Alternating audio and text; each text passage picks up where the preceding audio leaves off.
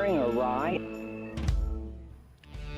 And we're off and running here on a Thursday. The college football weekend begins in a couple of hours. We're pretty fired up about it. Let's get going right now here on this Thursday afternoon. Let's share with you what's making the rounds, and Ed Ogeron making the rounds. Michael Divinity not eligible until the national championship game. You got to give the Tigers credit. They're already scheduled that. That's already on the schedule. Yeah, we're playing the national championship game. We just have to get there first. Meanwhile, in South Carolina, if the day ends in a Y, it means the president has a new statement to make. Robert Caslen, retired three-star general, is backing Will Muschamp. He said he erred in the buyout talks. Okay. Nothing to see there. Hey. Sorry, Will. We were just calling Florida State to see about a game one day, and the conversation inadvertently turned to buyout. But you're good, in spite of the 4-8 record you will very likely have after Clemson comes into our stadium and runs you guys over like everybody else has. Anyway, welcome to the program.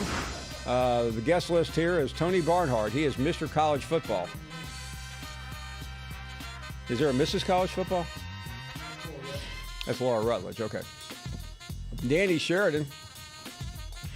We just call him the Wizard of Odds. And Matt Berry. Don't know what his name is, but he'll be on later. So we got a lot to do today, and we always invite you to give us a call right here at 855-242-7285. Great to be back in the South, by the way. I mean, I've about had enough of the Northeast. Let's check out Ron to start us off in Kentucky. Hey, Ron, good afternoon. Ron, you there? I'm here. Okay, great to have you on, Ron. Good afternoon. Thank you. We're glad that you're back in the South. Thank you very much. I'm never leaving again. How long were you in New York? Just 3 nights. I see. 3 nights, bordering on the rest of my life. I'm glad that was not a permanent thing. Yeah, no, it's just a weekly thing right now, but I will be cured of it here in a couple of weeks. Good. This is not much on Kentucky, Paul, but looking throughout the SEC, and injuries fit into all this kind of stuff, what are your 2 or 3 biggest surprises so far in the season in the Southeastern Conference? Well, I think you'd have to say the biggest surprise is not that LSU did well, but that LSU did as well as they did. Yes. I thought they would be perhaps a 10-2 team, maybe a little better, maybe 11-1, but I just didn't think they would be as effective and dominant offensively. Other surprises. Florida, to me, yes, did better than I thought. I thought the schedule was going to be too challenging. I thought games like Missouri and a couple other games would maybe get them. I'm just downright shocked at how bad South Carolina has been. Vanderbilt, you're never surprised that they lose, but I'm surprised to the degree that they have lost. They have not really been competitive other than that one game against Missouri. Missouri is a total shock. I thought they would be competitive, maybe vie for the SEC East at least, in some way. Been a little disappointed in Kentucky, to be honest with you, Ron. I thought they would do better. Again, quarterback situation is problematic. And not only the quarterback, but the backup quarterback too. Yeah, no, I mean, sometimes you just can't factor in all those things. That's right. Well, it's your listenership is divided into a lot of different camps, and some of them are just at the peak of health, and others like me are not that situation. But for those of us who are confined an awful lot, your show is really a wonderful outlet. Well, I tell you what, I don't think you I don't think you understand how important that is to all of us here. That means a great deal because sometimes you understand, Ron. You do this job, and we all love being here, but you probably don't hear that as much as you would like. So that means a great deal. Thank you so much.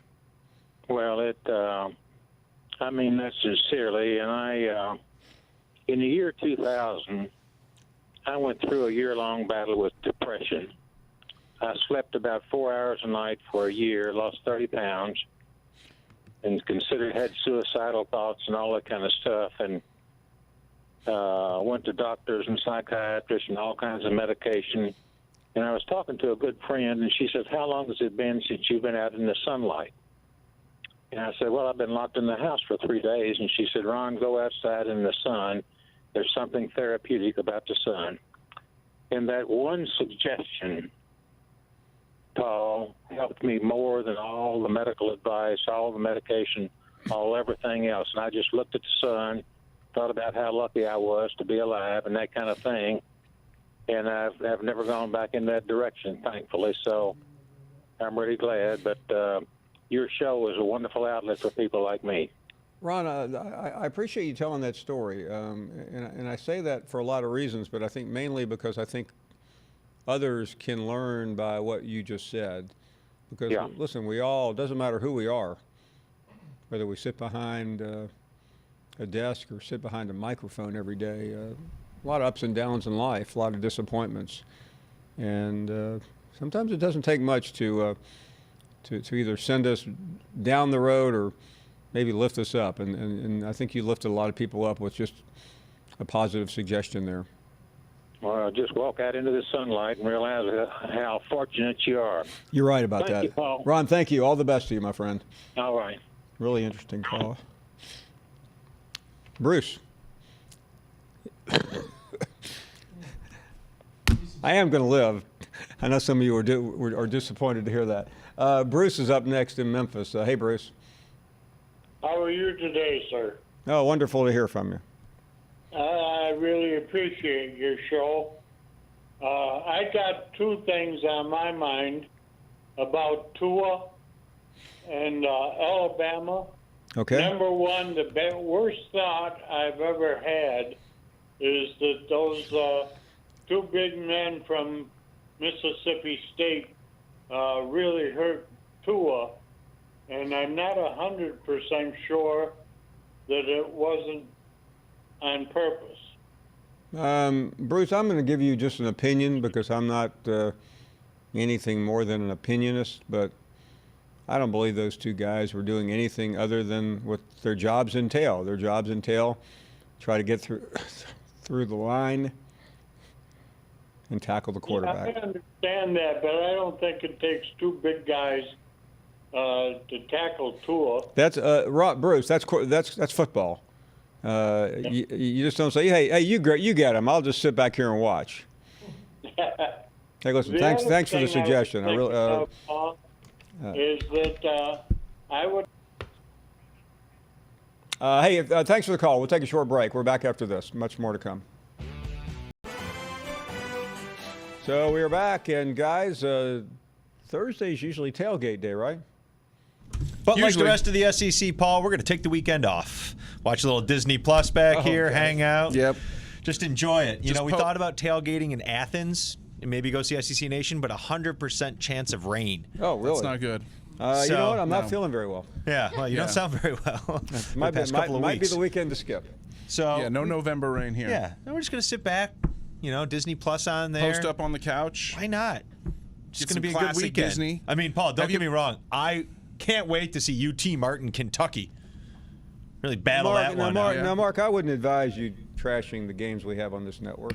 I'm not. I'm just saying. Right. I can sit at home and watch these on ESPN Plus. What do we have this weekend? We also have Samford Auburn. Ooh.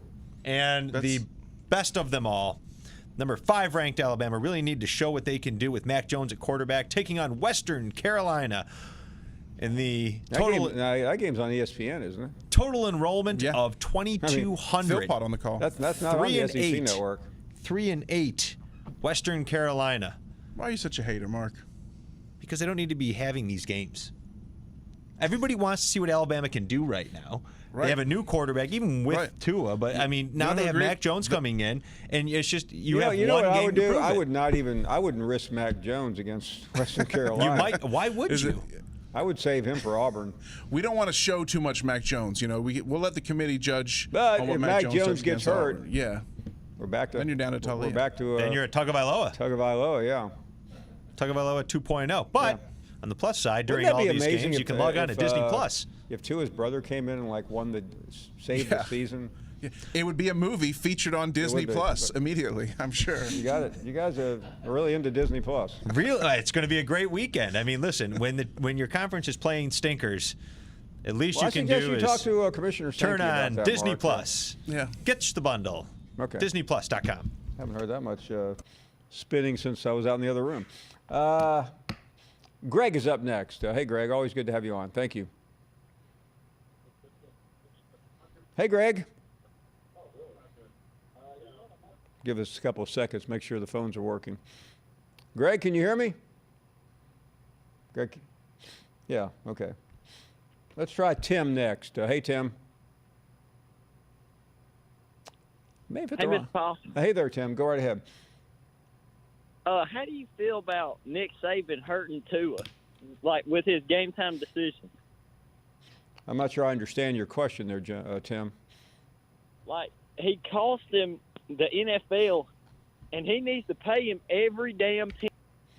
Listen, I don't mind having a free flow of conversation here. That's what the show's all about. But when somebody calls up with a purposely inflammatory take that's based not in one iota of truth, I just feel like maybe we ought to move on to another caller. Blake is in Atlanta. Hey, Blake, go right ahead. Hey, Paul. How you doing today, buddy? I am well. Thank you for the call. Hey, no problem, man. I've talked to you a couple weeks back. If you don't remember, I was telling you, my wife's disease, and the disease was winning, and, and she hadn't been home too much from the hospital too late, But your show every day at 3 o'clock, it's on for her. And I had to call in after hearing Ron from Kentucky. And your show is her escape, and, hearing some of the calls that you have to deal with and everything like that, just want to show your appreciation Well, Blake, for thank you. everything you do. So is she home now, or is she in the hospital? She is actually home now. Well, I'm glad to hear that. She's been home for 2 weeks, and when I get home in the evening, I get an update on what happened for the day. Here you had a fun Monday. Yeah, we did. with Mr. Darryl. Most people enjoyed the college weekend and talked about it, and we had one who just idiot, just idiot. That's uncalled for. That kid has done nothing. Tua's done nothing but be great for the sport, and that's just uncalled for. Like I said, we're diehard Gator fans, but that's a kid's future, and what he's done for this game is just amazing. But just once again, Paul, thank you for everything you do. I tell you what, Blake, I want to thank you as well, because I really get emotional when I hear stories like yours, because I don't want to pretend to know I can relate to what you are going through. I can't. Right. But I think I know enough to understand the joy that you and your family has when when things are looking up a little bit, and for the time together. So please continue to call, and all the best wishes to your wife. We'll do that. And like I said, she's got this funny thing she does. She gets jealous when I get through to the show. She'll say, I call so many times I can't get through. She goes, I got a method. I'll call 20 times, and after the 20th time on hold, I'm done for the day. Well, but anyway, Paul, thank you for everything, buddy. Blake, thank you again, and I really look forward to seeing you soon. Thanks so much. All the best, my friend. Mike is up next. Mike is in Houston. Mike, go right ahead. Paul, first, I'd like to thank you for dropping Tim's call. Second, regarding your segment the other day with Tim Brando and this notion that there is some sort of brand bias, you know, the inherent idea behind that is that a team gets in simply because of who they are and they are not deserving of getting into the playoffs. And I don't know that that's actually occurred for the ones that he accuses brand bias of benefiting: Alabama, Clemson, Ohio State, etc. Now, I think there is one team that probably benefited from it, and that was Notre Dame, and we know what happened to him. But he was also advocating for teams like Oregon and Utah to have a great shot at it, and, you know, they may or may not. But regardless, what happened when Washington got in? What happened when Michigan State got in? And the reality is these teams that are perennially in the playoff deserve to be there, and they prove it in their play. So I'm wondering where the big flaw is right now in seeing these teams in the playoff year after year. Yeah, listen, Tim has been around the game a long time, but you know, I mean, you can say whatever you want about Alabama, but you know, they're still one of the 4 or 5 best teams in the country. Sure, and I like Tim Brando. You know, he does a great job of provoking thought and throwing a few bombs here and there. But, you know, I agree that the college football playoff isn't ideal. There's definitely room for improvement. And, you know, we've talked in the past, modeling college football after the English Premier League would be the best way to go.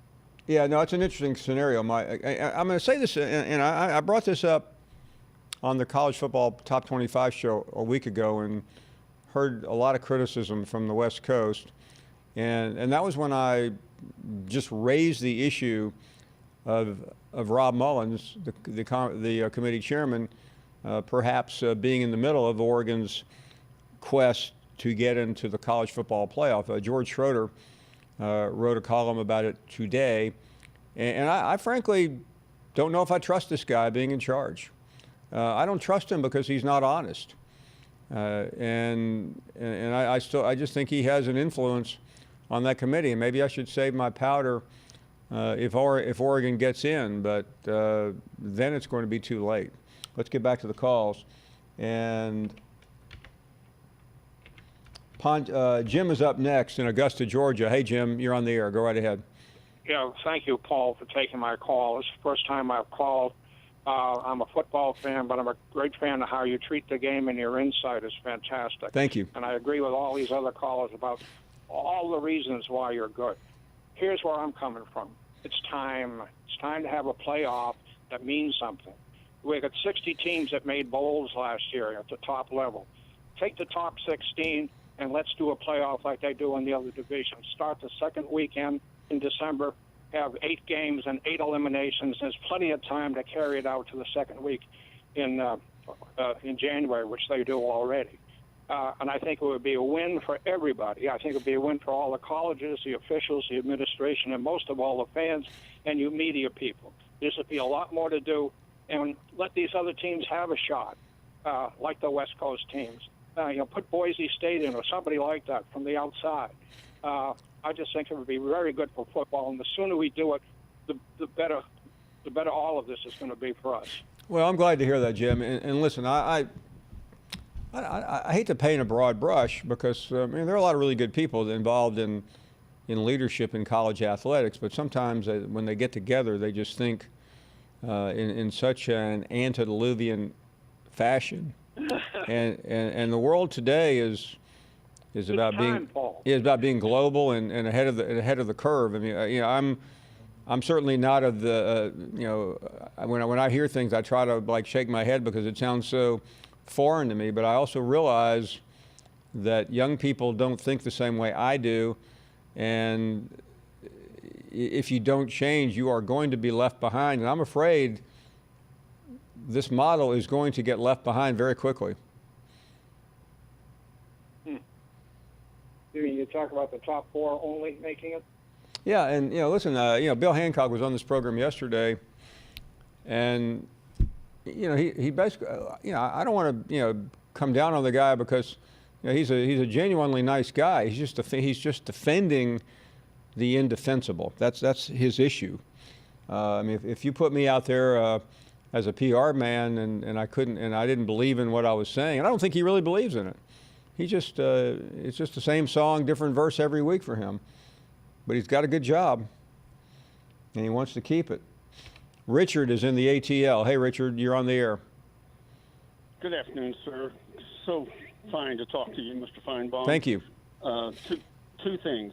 One is Darryl doesn't speak for anybody in the University of Georgia Nation, and I think the way you handled him was dead on. Secondly, the gentleman that called in this afternoon and wanted to start talking about Saban. I'm a UGA fan. My daughter's about to be national champion with UGA, and I would like nothing better than to beat Alabama. But Tua is a one-in-a-generation type player and person, and watching him go down wounded college football. And there was nothing that coach could have done to predict it.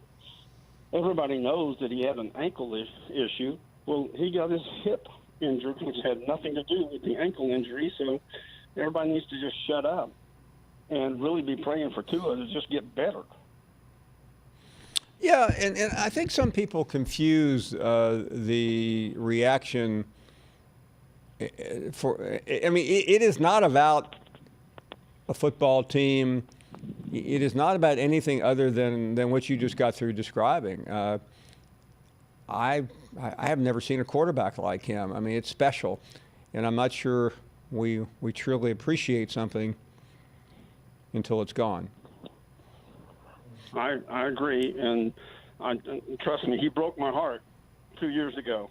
But he was a phenomenal player, and still is a phenomenal guy. And I pray that he gets back and gets to the NFL. My only other comment, Paul, is on the playoffs.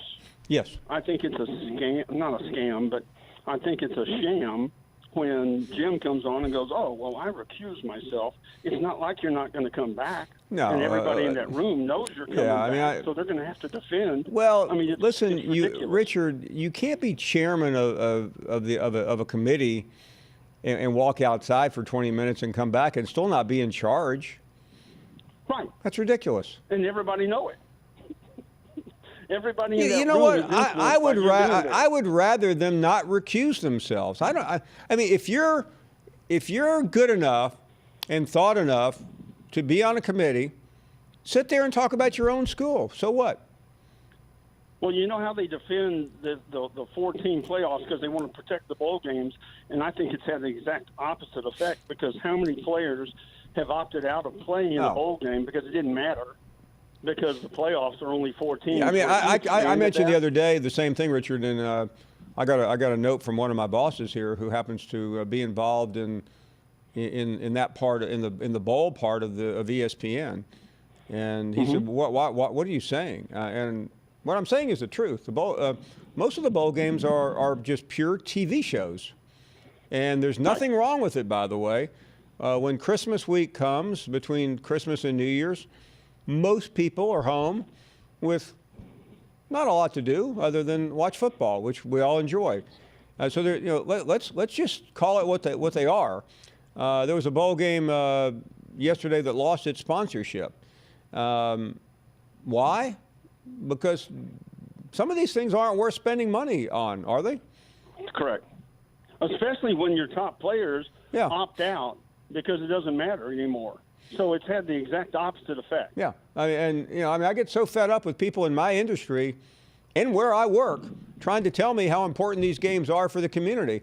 I've lived in several cities that have bowl games, and they may have been important at one time, but but they're not important anymore. Right. I mean, if you live in a major metropolitan area that has professional football and basketball, and a mid-level bowl game, you think it really matters? Yeah, Not I mean, at all. listen, Not at all. there's cities in this country where a bowl game is really important, and I've been to those bowl games where the whole community gets involved. But most of them, Miami, Phoenix, places like that, they have two or three bowl games a year. The New Year's Six game may matter, but bowl attendance has been down. It's a cottage industry.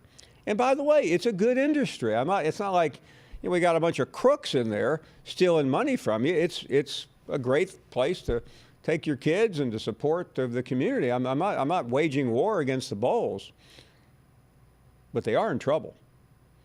And they're in trouble because of the college football playoff. It has sucked the conversation away. I mean, I used to be a newspaper columnist, and this time of the year, I mean, we would write a column every week.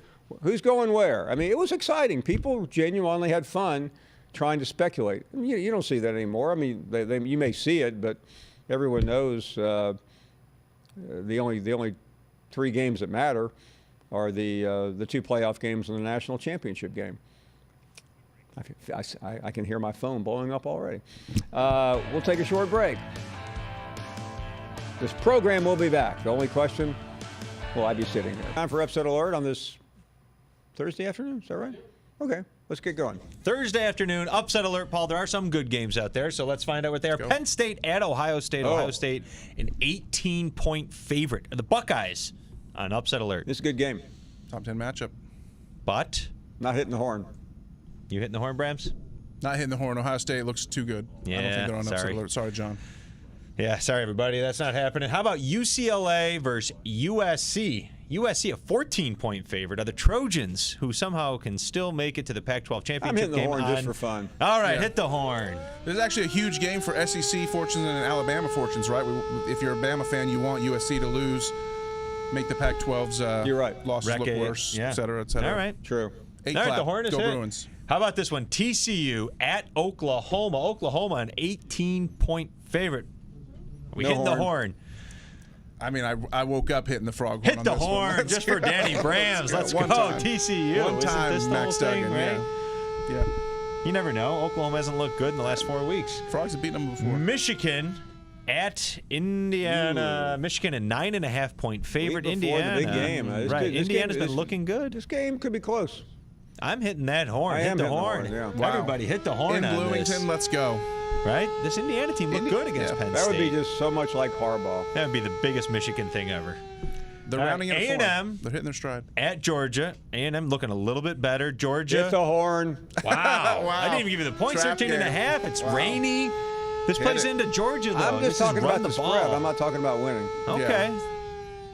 Still. Jimbo would love to get this win, I think. All right, these are the big ones for everybody here. This is the Pac-12 version of Upset Alert. Oregon. Just hit the horn. Okay, Oregon and Arizona State hit the horn. They're on Upset Play Alert. to win the games. Let's go. Hello. Herm Edwards, do us all a favor and get rid of Oregon. Is this to win the game? We're not talking spreads, points, or anything, Paul. Right. Is this? You play to win the game. Last one here. Utah at Arizona. I'm not hitting a horn. Yeah. I don't trust Kevin Sumlin.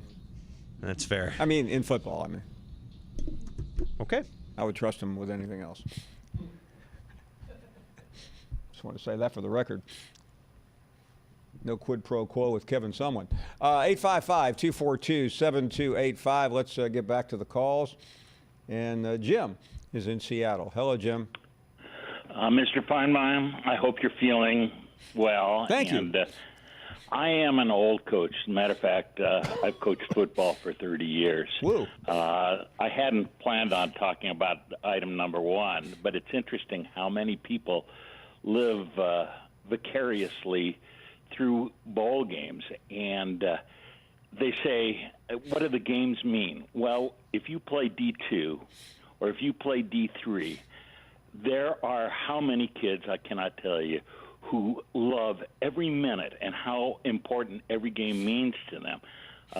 These people see only the number one, number two games, the Rose, and then the final, national championship. But I think it's interesting. These people should go out and support some of their small college community athletics. It's a big thing, and I can't tell you how much it means to the kids, whether it be 8 years old or 18 years old or even 28 years old. But that's not the reason I called.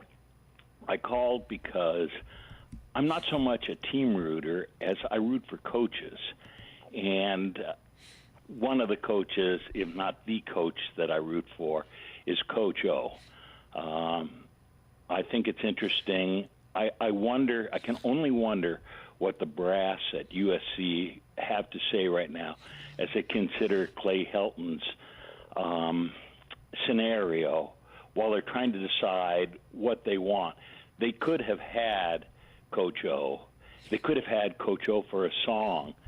And now I wonder how many of them are kicking themselves for not seeing the wealth and the jewel that they had.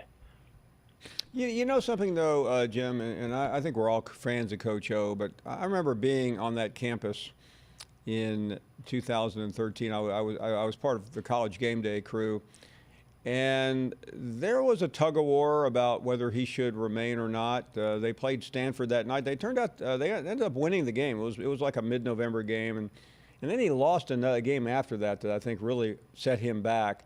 And they're just it was just you even though the players liked him, it wasn't a clear call to go for him. And listen, it turned out that they brought back Steve Sarkisian, who was successful at UW, as you know, and he turned out to be a flaming disaster.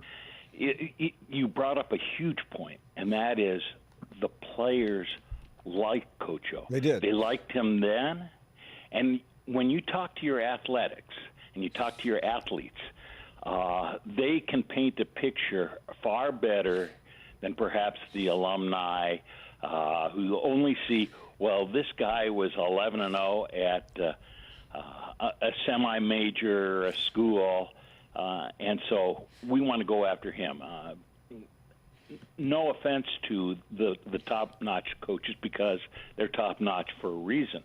But Coach O was well-liked, and they overlooked him. I felt that but Coach, let me offer this. I have seen situations where players have gotten behind someone who, quite frankly, shouldn't be the coach, and you know that. You've seen it too. Been there, done that. Yeah, it's a it's a tough call, and Pat Hayden, made a couple of disastrous decisions, and he paid for it. Cannot agree with you more, and I think that Coach O is making them pay for it. Yeah, but I'll tell you one thing, though, Jim. Right now. So hats off. You live on the West Coast. I am less of an LSU rooter, but nothing would please me more than to see Coach O win it all, and then his players and the joys, just like the joy of when these when these people call you and say all these other bowl games don't mean a thing. I couldn't agree more, or disagree more, rather. No, I understand.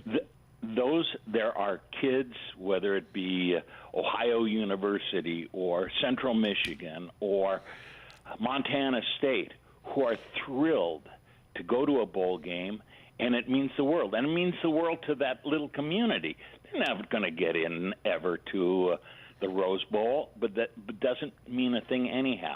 These young men and women are in it for the joy of the game. And that brings me to my third point, and then I won't tie you up anymore. I hope that all of these people out there listening think about becoming an athletic coach of some sort, whether it be an 8-year-old girls soccer team or a 10-year-old boys baseball team or a 15-year-old JV water polo team or an 18-year-old varsity football. The joy is in the game. The joy is in the sport. The joy is working with our young men and women, our children. And I've done it, as I say, for over 30 years. And if I had to do it all over again, I'd do it in a heartbeat.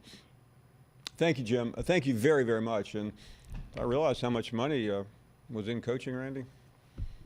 We should have gotten in there. Sure. Man.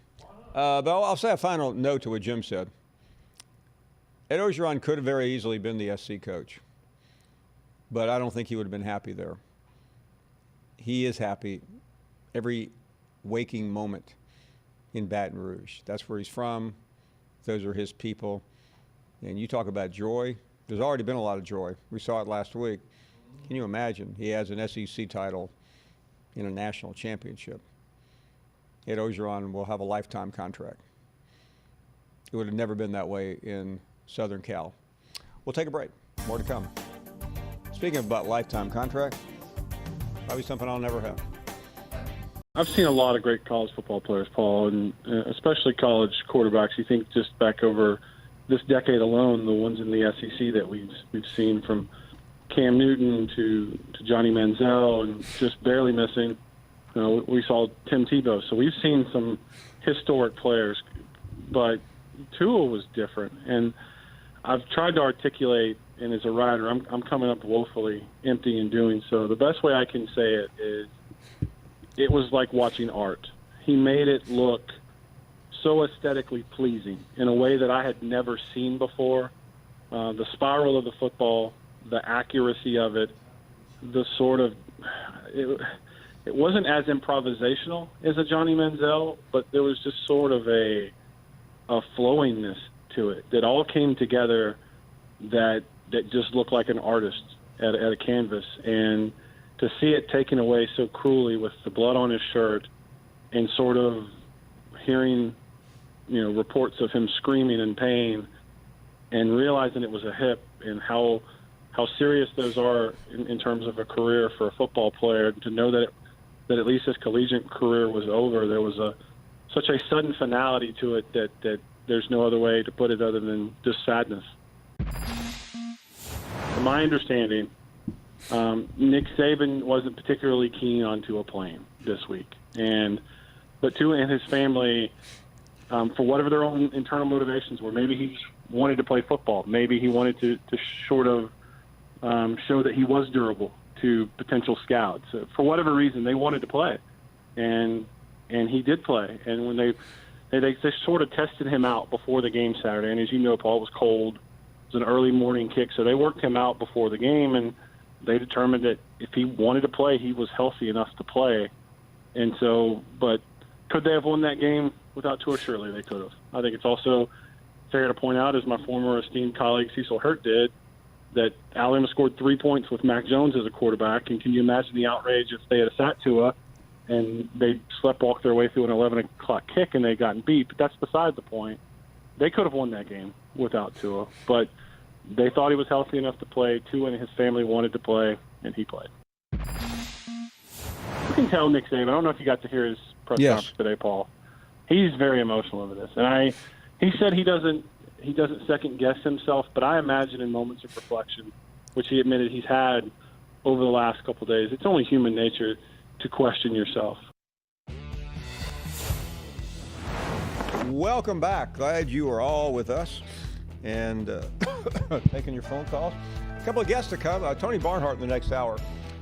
Danny Sheridan will join us about an hour and change from now. Always pretty exciting conversation with him as he gives us a preview of what some lines will look like next week with some of the big games, including the Iron Bowl, as well as the SEC Championship game, as well as the odds of the playoff. Let's get back to the calls, and Scott is up next. Hey, Paul. Just wanted to get your take on the Saturday game day. I was watching, and you mentioned manufactured excitement, manufactured something. Right. And Tim looked he looked angry, kind of upset. I mean, you could watch his body language. Was he upset at you? Yeah, well, Did he just what happened was we had Marty Smith had done a report about Derek Brown, and I believe it was Humphrey. We're angry, and we're going to teach Georgia a lesson because they tried that fake field goal, and listen, I have no idea. I have no doubt they were upset about it. But Tim started going on and on about how he agreed with him, and I just said that's manufactured BS. I said something like that. Sometimes it does affect the way a team gets prepared, but I think Auburn had way too much else to think about than something that happened in the game last year. Right. But yeah, he was pretty upset. I thought so, and I just wondered if if he said anything during a break or. I can tell you what I can tell you what he said during the break. He was laughing. Good because deal. Tim is the most competitive person I've ever met, and Tim would like if we battled every single segment about something because Tim likes to win. Tim doesn't matter what he does, he likes to win. I'm really not looking to win arguments on that show. I'm just looking to try to make the show a little better than or as good as it can be. So I mean, we have different roles. But he's called me over before the show and say, "Hey, listen, we need to get after it." And and you know what? I'm not a genius, but I know one thing: that no matter what I say and no matter what the argument is, I will never win an argument in football on television with Tim Tebow. That was evident Saturday. No matter what Tim says, people are going to agree with because of the respect and reverence that he has. So I said, Tim, we can disagree, but I'm not going Stephen A. Smith on you here. I promise you. Right. All right. Well, I just wanted your take on that. Thank you very much, and have a wonderful day. Now, the same way with Stephen A. Smith. I'm with him every Tuesday on his radio show and every Wednesday on First Take. And I mean, I don't have a good voice any day of the week, let alone when I'm battling, whatever I got. But Stephen A. Smith, I mean, he could out-talk anyone, anywhere. So I try to pick my battles. I mean, if I'm going to battle somebody on TV, it's going to be some old guy who played in the 20s.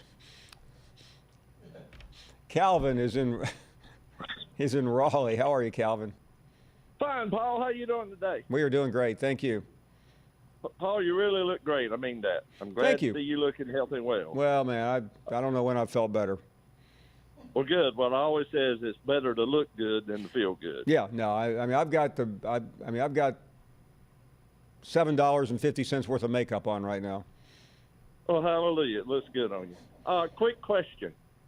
I did a little quick research, which is not foolproof, but since the Bowl Championship Series about 20 years ago started, I think only 10 or 11 teams have won it, and over half of those come from the Southeastern Conference. Right.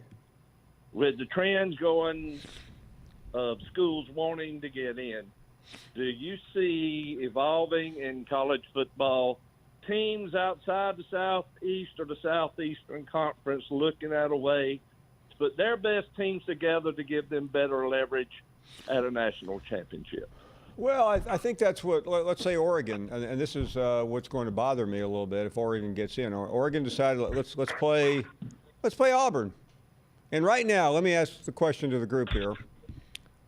Auburn is what, the 5th best team in the SEC right now? You've got Alabama, you've got LSU, Georgia, Alabama, Florida, and Auburn. Yeah, Auburn would be considered the 5th best school by record in the SEC. So the best of the West met in the middle of the country to play Auburn and a freshman quarterback, and they couldn't win the game. I realize the game was on August 31st. I don't think it would be any different today. I think Auburn would beat Oregon today. We'll be right back. I'd like to know if there's anything you don't do well. I mean, you're a really great baseball player. You're a great quarterback. You're a musician. Tell us about your musical skills. I've been playing piano since I was in the 2nd grade. What a great interview. Too bad the guy played for Ole Miss. Lee is up next. Hey, Lee, go right ahead.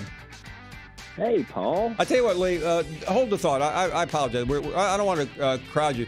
Don't go anywhere. But I just decided I would call you today and see if I could get through. And that I saw that young man from North Mississippi. Texas A&M is one of the 25 best teams in the country, but they won't be ranked if they were to lose those last two. Yeah, I mean, they have played literally everyone. And here's something else I'm going to tell you. I don't think Alabama's going to make the playoff. I think Oregon's going to jump them. But this is what's going to happen. You heard it here. Oregon goes in Arizona State and gets knocked off. He's a Georgia grad. There we go. Don't make me start barking in here, Paul. Are you finally at least drinking a little Mullinae? Would you like to hear my Coach? Would you like to hear my Coach O imitation? I would. Thank you. Go Tigers. Paul, you got a great show. You're the #1 SEC leader, Paul.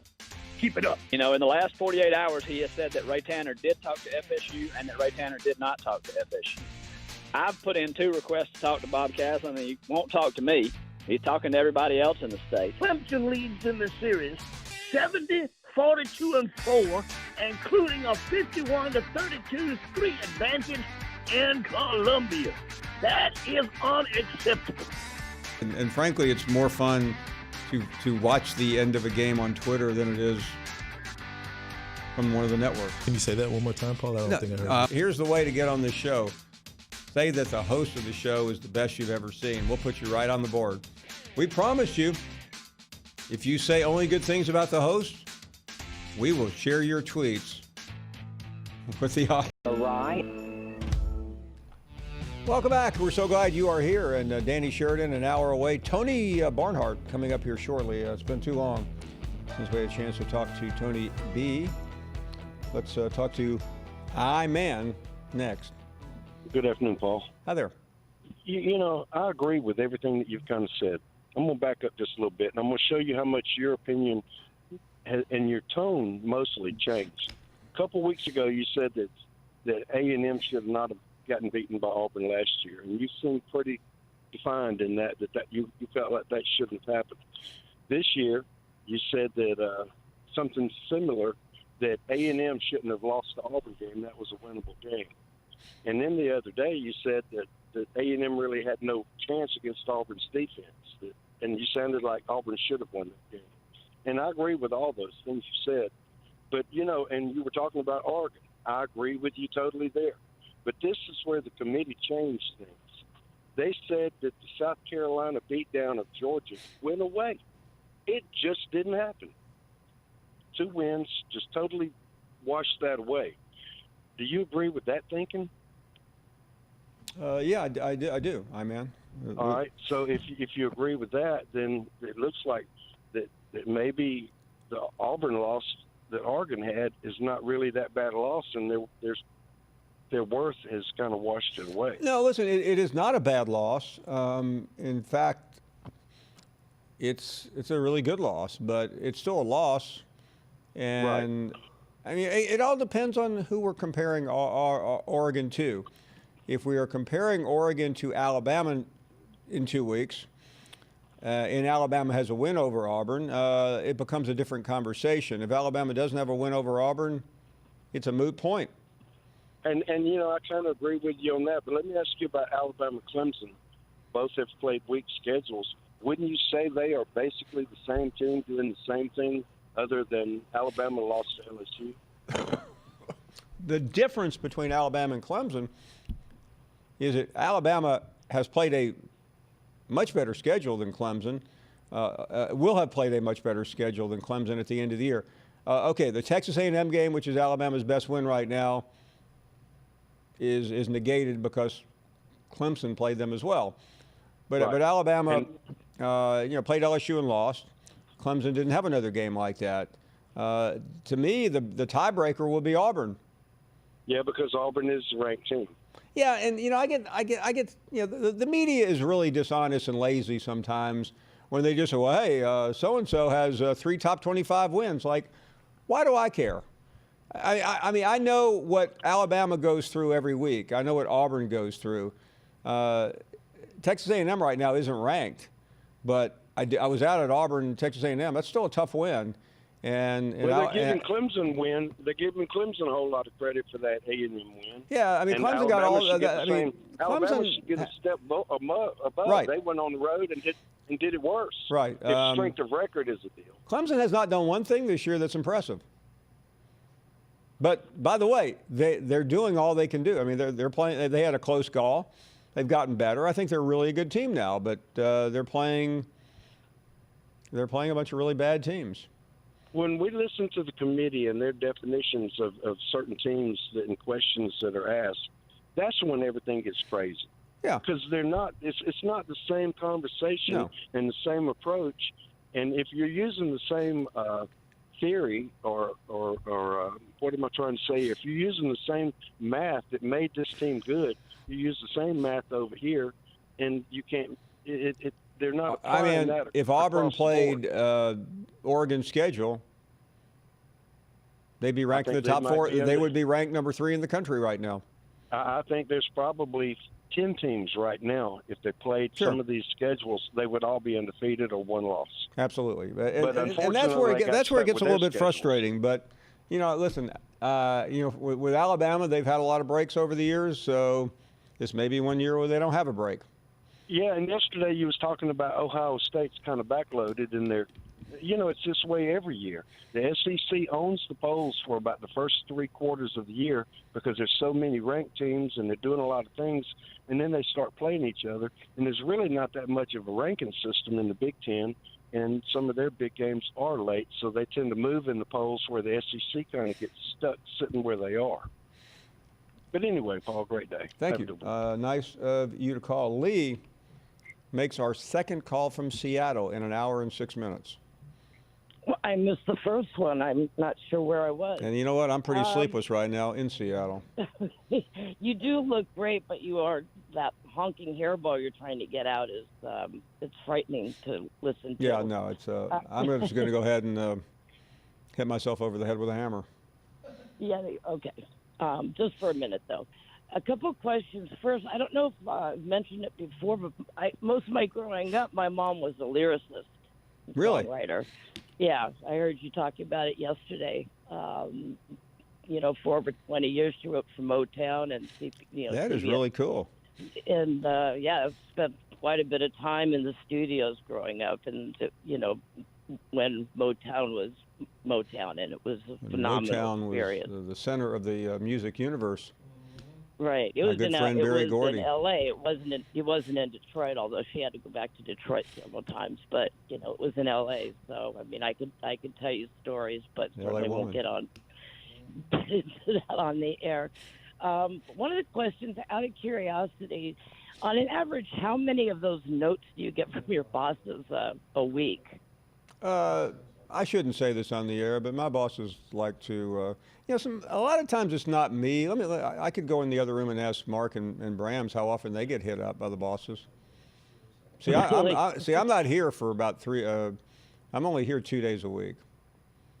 So you never have one waiting for you when you get back in town about. No, they tend to. Most mid-level management tends to shoot low.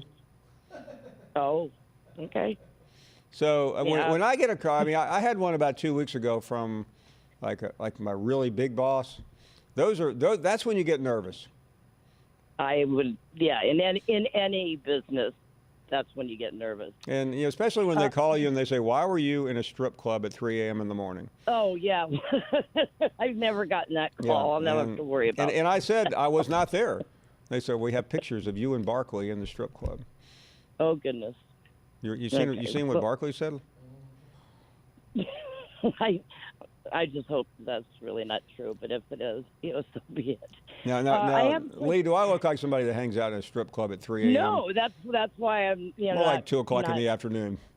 Right, I get it. That's why I wasn't, starting to recite biblical. Randy and I were at one this your... afternoon. Of course you were. Yeah. Yeah, called Hooters, right? Yeah, two for one Thursday. Right. I have a question. I have 2 questions. One about the playoff system, but also yesterday you mentioned that Tua's family had expressed that they wanted him to play and everything. Have they spoke since then? No. The Tua family, Lee, issued a statement thanking everyone, and that is the only comment they have made so far. So they haven't come out and said we want him to play. We don't blame the coach or anything like that. No, and I don't think we will see that, Lee. I don't think we're going to see that at all. Hey, thanks for the call. I do appreciate it. Cooter. I wish my name was Cooter. Hey, Paul. How you doing? I'm doing great. I have a quick question. First of all, I got to say thank you so much to you and your show. I came from the Big Ten country, and I transferred down here to the South. And the SEC Network and your show, I love the people who call up. I love the excitement that the different stadiums have. It's fantastic. Cootie, you know what always surprises me? I'm catching an early flight this morning at LaGuardia, and I ran into a guy with a Ohio State sweatshirt, and I'm like going, here we go. And I was somewhat cautious as we were talking until he told me he was a pastor in Lexington, Kentucky. Wow. And yeah, I am amazed how many Big Ten fans watch and listen to this show. I assume they had a show like this on the Big Ten Network, but I'm told they don't. We should do a separate feed for Big Ten. They probably, if you can get out of the, as long as you can keep the Michigan people on the outside, their egos will. No, if I worked at the Big Ten Network, I would have a steadfast rule: no Michigan fans allowed. Oh, I just have my own bias against Michigan. I dated a Michigan girl, and when I was in college, she broke my heart. I hate Michigan. Yeah, so it's all over this young lady. Oh, just brutal, just brutal. I hate the University of Michigan. She teaches now at Michigan State, so I just have even more reason to hate that state of Michigan. But aside from that, when Ohio State plays this weekend, they're playing Penn State. Yeah, as you know. And they got what are they favored by? Something like 14 points, 17 it's more points? than that. It's like 16, 18. Okay, I threw in the 17 at the end. What if Penn State plays a decent game and they, and Ohio State only wins by something like a touchdown? Is that considered a bad win? No, for them? I don't see how that could be. To me, it doesn't matter what you're supposed to win by. To me, if you're Ohio State and you beat Penn State, that's pretty significant. That's a good win on any day of the week. Hey, thanks for the call. Appreciate it. We are heading to a break. Tony Barnhart, Mr. College Football. He'll join us shortly. Playing with Style brought to you by Belk. Who's playing with style? How about the Aggies? They are doing quite well, thank you, in the last 4 games. If they can continue that over the next 2 games, we got something to talk about here. How about these notes? First time A&M and Georgia have met since A&M joined the league. A&M has lost 6 straight against top 5 teams. FPI and the FBI, both like Georgia. So guys, is this a sneaky good game, or is it the fact that there aren't any other good games in the SEC? Both. Well, I want this to be a good game, just because I want to see Texas A&M say they've taken that next step to play. They have LSU next week too, so I want this to be a good game so that we can have a good game next week. But sure. LSU playing Clemson and Alabama already, and Auburn, those are their 3 losses. Everybody's wondering what their good win is, and it's probably Mississippi State. So I want to see what they can do and go in and just kind of be this. Are they ready to take the next step next year? Are they going to build off the momentum and take it on next year? So that's my hope. But on the other hand, if you're Georgia, if you have a tight game, what's the committee going to look like at that? It's at home, probably going to be very rainy. Are they going to look at it and say, hey, you're close against an A&M team whose best win is against Mississippi State. Are you really worthy of a 4th spot? Would they move down? I don't know. It's like you get this playoff committee conundrum that comes with it. Yeah, listen, I think A&M is going to play a big role in shaping the SEC championship game, considering they play the 2 teams that will be competing. Right. We'll get to measure those 2 teams against their performance against A&M over the next 2 weeks. Jimbo Fisher will be a busy man during the championship week. Yeah. Well, what happens if A&M wins this game and then Georgia beats LSU in the SEC title game?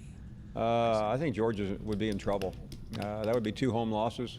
Yeah. And to me, if it's a narrow game, I would still take LSU over them. What about Bama? You probably put Bama in too, right? Pretty amazing. Yeah, I don't know about the Bama. I think LSU would be ranked ahead of Bama. So I forgot Bill Hancock said we don't look at conferences. Oh, that's right. Yeah, I don't know what we look at. Tony Barnhart is with us, Mr. College Football. He joins us, and Tony's always great to have you back on the show. We were just trying to figure out how A&M got the schedule that they did. I mean, does somebody not like Jimbo Fisher? I tell you what, when I saw that schedule, and then when they put that schedule out, I said, who in the world finishes with a tougher last two games than at Georgia and at LSU? And, oh, by the way, they're both ranked in the top 4. Jimbo's got to be saying, man, who did I make mad? Wow. I think somebody said, you know what, Jimbo, you may be making $75 million, but but you're going to pay for it. We schedule, and we're not we don't make that much money here. Oh, man. Well, let's talk about this game, because it's really, to me, I don't remember a game quite like this where, forget LSU. I mean, there's a lot going on in that game, and we all know why. But for Georgia, they just got through beating Florida in Auburn, and they have Georgia Tech, which is not really saying much this year, but this ought to be the breather weekend. And for a lot of people, it is. Yeah. But not for Georgia. Not for Georgia. I spoke to a group of Georgia grads at Terry College of Business this summer, and somebody asked me, what's the scariest game on Georgia's schedule? Now, this is in June. I said it's Texas A&M, because it falls right after Auburn, and you know that Auburn is going to be even if you win, you're going to get beat up. And now, not only did Georgia win against Auburn, they clinched a spot in the SEC championship game, won the East again, and now they've got to get back up to play a team that's playing their best football of the season. It will be fascinating to see the beginning of that game and what the energy level is for Georgia. And as you look at Georgia right now, I mean, the offense has really trailed off. Now let's be honest. In the last 4 games, they played 2 of the better defenses in America. Right. That may be more the reason than anything. And one game was a downpour. So I mean, you keep seeing those stats thrown around, but are they really accurate in terms of a true read? Well, I wouldn't wade too much into it. Now, there's no question that Georgia, because of their youth at wide receiver, and if they don't have the other kid in there, the transfer from Miami, if they don't have him and Lawrence Cager, if they don't have him in there, they're a different kind of offense, because the other receivers are talented but very, very young. I mean, they've been able to win that way because they've got a very good offensive line, and DeAndre Swift's a great running back, and Jake Fromm is a wonderful manager of the game. And I mean that as a very, very high compliment. But the fact of the matter is, I didn't expect them to score more than 21 or 24 points last week. I think they'll do better against Texas A&M, but that's just who Georgia is, Paul. They're not gonna average 35, 40 points a game. They're gonna beat you running the ball and beat you with that defense, which is one of the better ones we've seen at Georgia in a while. Tony, what happens, and somebody just asked me this, Mark Kubiak, what happens if Georgia loses this game and then beats LSU, and that's assuming LSU shows up undefeated? It'll be a sleepless night for the fans who follow Georgia, because if they beat LSU and LSU's 12-1, I think LSU's getting in. Yeah. Because look at that body of work that LSU has. And Georgia sitting there, they would be 11-2, and they would be SEC champions. Are you guaranteed to get in at 11-2? Well, they've never put a 2-loss team in before. Would Georgia be deserving? Yes, because they're the SEC champions. But, as the way this thing is set up, there's a bunch of teams. There's a bunch of one-loss teams right now who feel like they deserve in. I just think it would be a very sleepless night for the Georgia Bulldogs. Let me ask you about Alabama, and certainly that has been the debate. And we're making some assumptions here, but just for the sake of argument, Alabama gets out of Jordan Hare alive. And to me, getting out of there with a win, I don't care what the score is. That's a significant accomplishment. Huge one.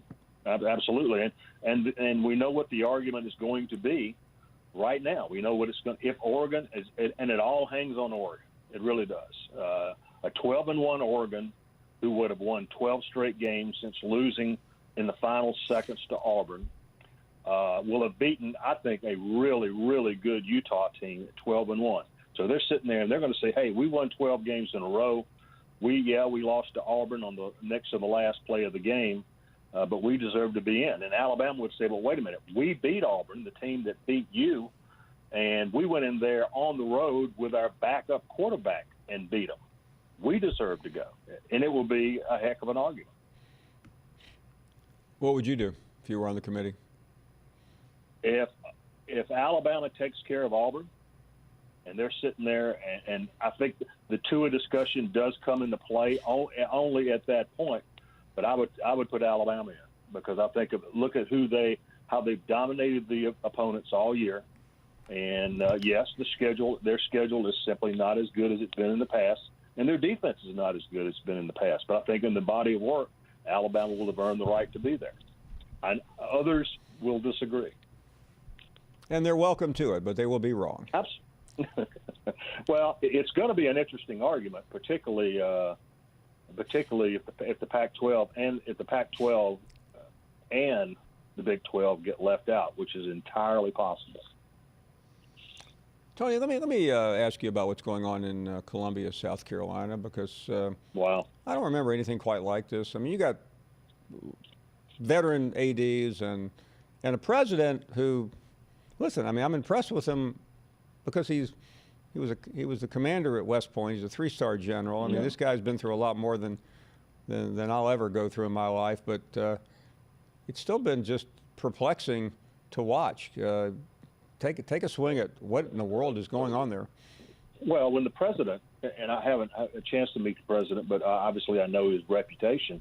But when the president says in one day that Ray Tanner talked to Florida State about how to manage a buyout, and then the very next day he says, well, no, he really didn't.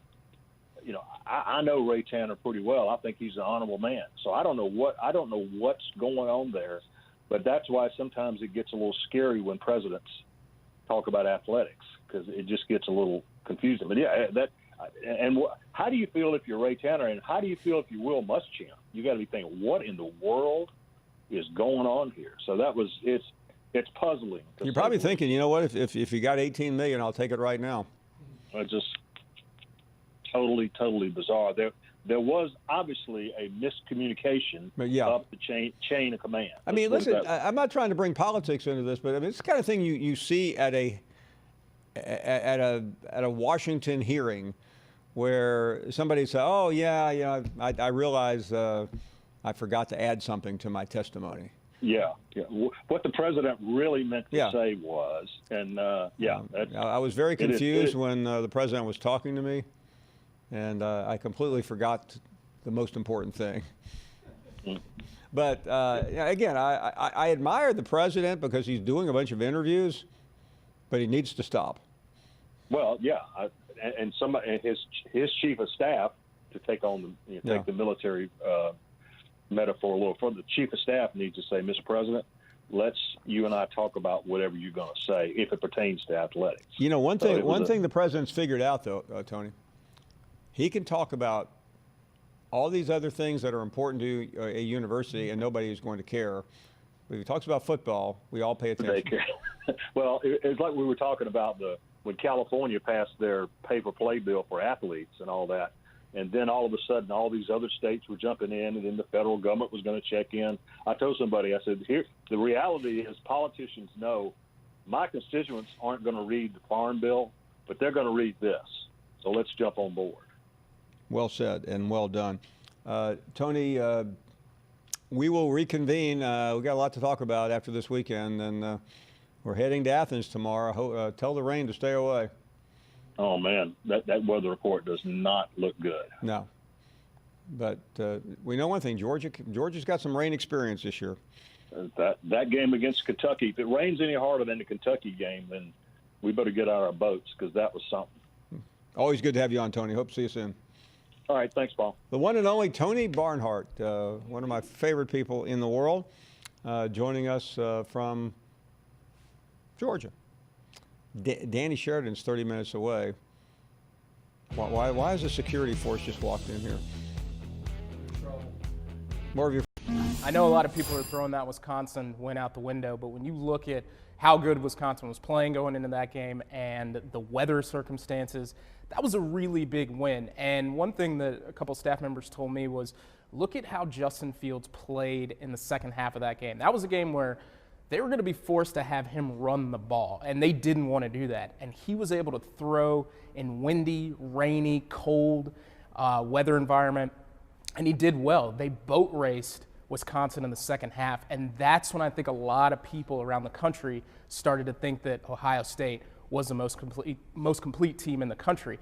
But it all changes this weekend. I mean, Penn State is arguably the best team they will face to this point. They have Michigan next week. But the thing about this Penn State game is this could be the first time that this team faces real adversity. They haven't had to play in the fourth quarter to win yet. And, Ryan Day brought that up at his press conference yesterday and said, yeah, we're going to have to put this game on Justin Fields' back. And he hasn't had to do that since his junior year of high school. His teams have been so good, and obviously he was hurt during his senior year of high school. So when he was asked about that, he said, oh yeah, I'm always ready for that. But it's easier to say that you are compared to playing it. So we'll see what happens Saturday, but these guys are locked and loaded. They are very cliche with everything, 1-0 mentality. They're not worried about Michigan right now, but they know what's in front of them. I think Ohio State is the most complete team in the country. I think that LSU right now has the most exciting offense because we haven't seen it at LSU. And that's not to take anything away from him. Joe Burrow is playing lights out. I mean, he's number one on everybody's Heisman list. He should be. Clyde Edwards-Helaire is running the ball out of his mind. And people didn't even think that he was going to be the starter this season for them. The offensive line, which was the biggest question mark coming into the season, is playing better than people on that staff expected. So I think if we had seen this from LSU before, we wouldn't be as giddy about it. But because they made such an overnight transformation, people are more excited about it. And that's why I think that you're hearing so much blowback about, well, how come LSU isn't number one? Look at their resume. Yes, they have a great resume, but that defense has a lot of issues. And when you play Ole Miss, and I understand emotions, it's a rivalry game. I grew up in Oxford. I understand what that game means to Ole Miss players and Ole Miss fans. But you can't let a team that bad run on you all night long. And I think that that's something that other teams are looking at when they potentially face LSU this season. SEC Nation live from Athens, University of Georgia. Hope you'll check it out.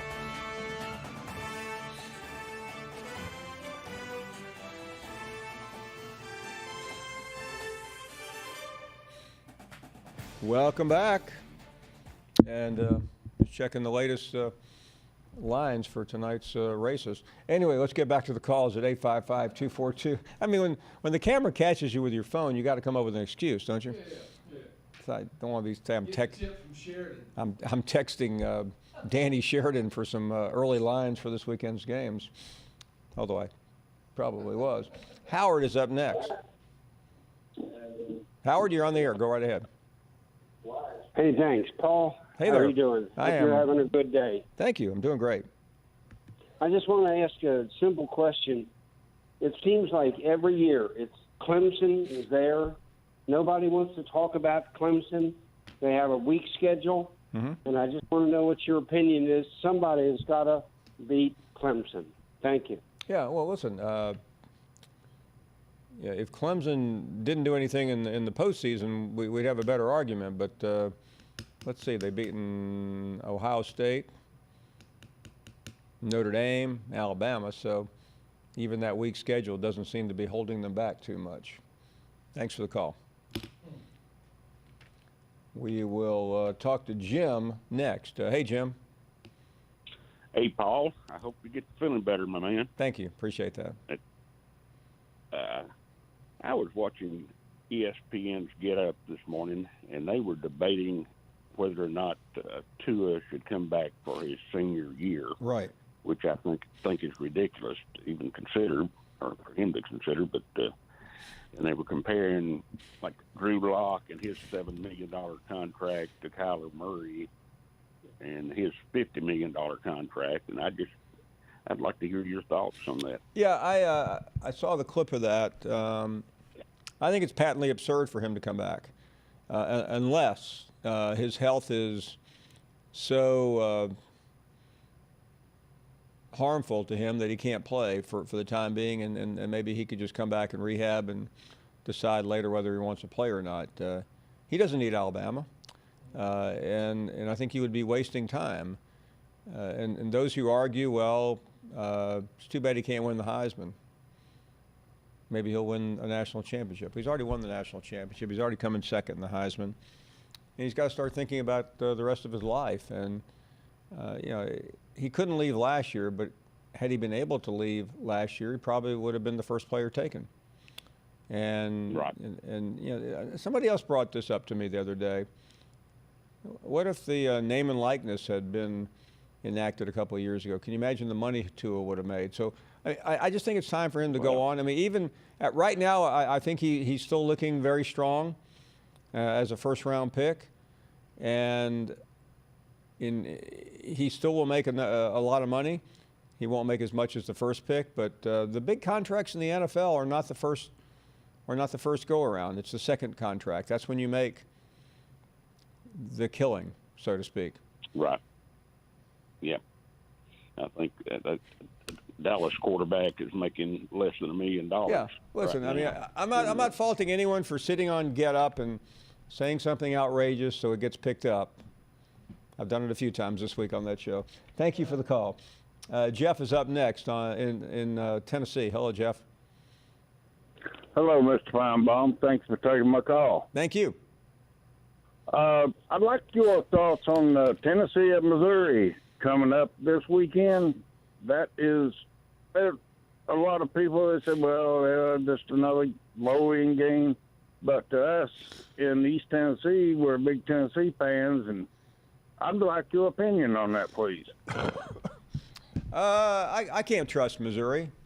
I'm going with Tennessee. I think Tennessee is coming along at the right time, and to me, they've shown that they are a really good football team right now under the circumstances. Under the circumstances, meaning where they were 7 or 8 weeks ago. Missouri, to me, has been a dumpster fire. I mean, I don't know what's wrong with that program. And if I'm a Missouri football fan, I've got serious concerns about the future. Well, I just hope that Tennessee holds on to Jeremy Pruitt, because I think he has our team pointed in the right direction. He does. And I know Mr. Palmer is a great AD. I agree with you on it'll that. Be all good. I think Phillips one of the best ADs in the country in terms of his personal imprint on the program and what he's meant, and I couldn't be happier. Thank you very, very much. Let's check out JC in Indianapolis, where they don't make little, you know that song. Go ahead. Hello. I'm in Indianapolis, but my question is about Arkansas. I'm an Arkansas fan from Arkansas. There's so many names, especially within the state and the community.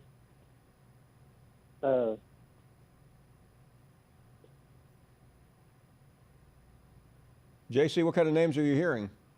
I'm sorry, lost you there. There's Lane Kiffin, and then these are names that not everybody's talking about, but Bobby Petrino. We have petitions for Bobby Petrino and petitions for. Hey, let me ask you a question. What would be the reaction of the fans, the overall fan base, not just the extreme, if Bobby Petrino came back to coach?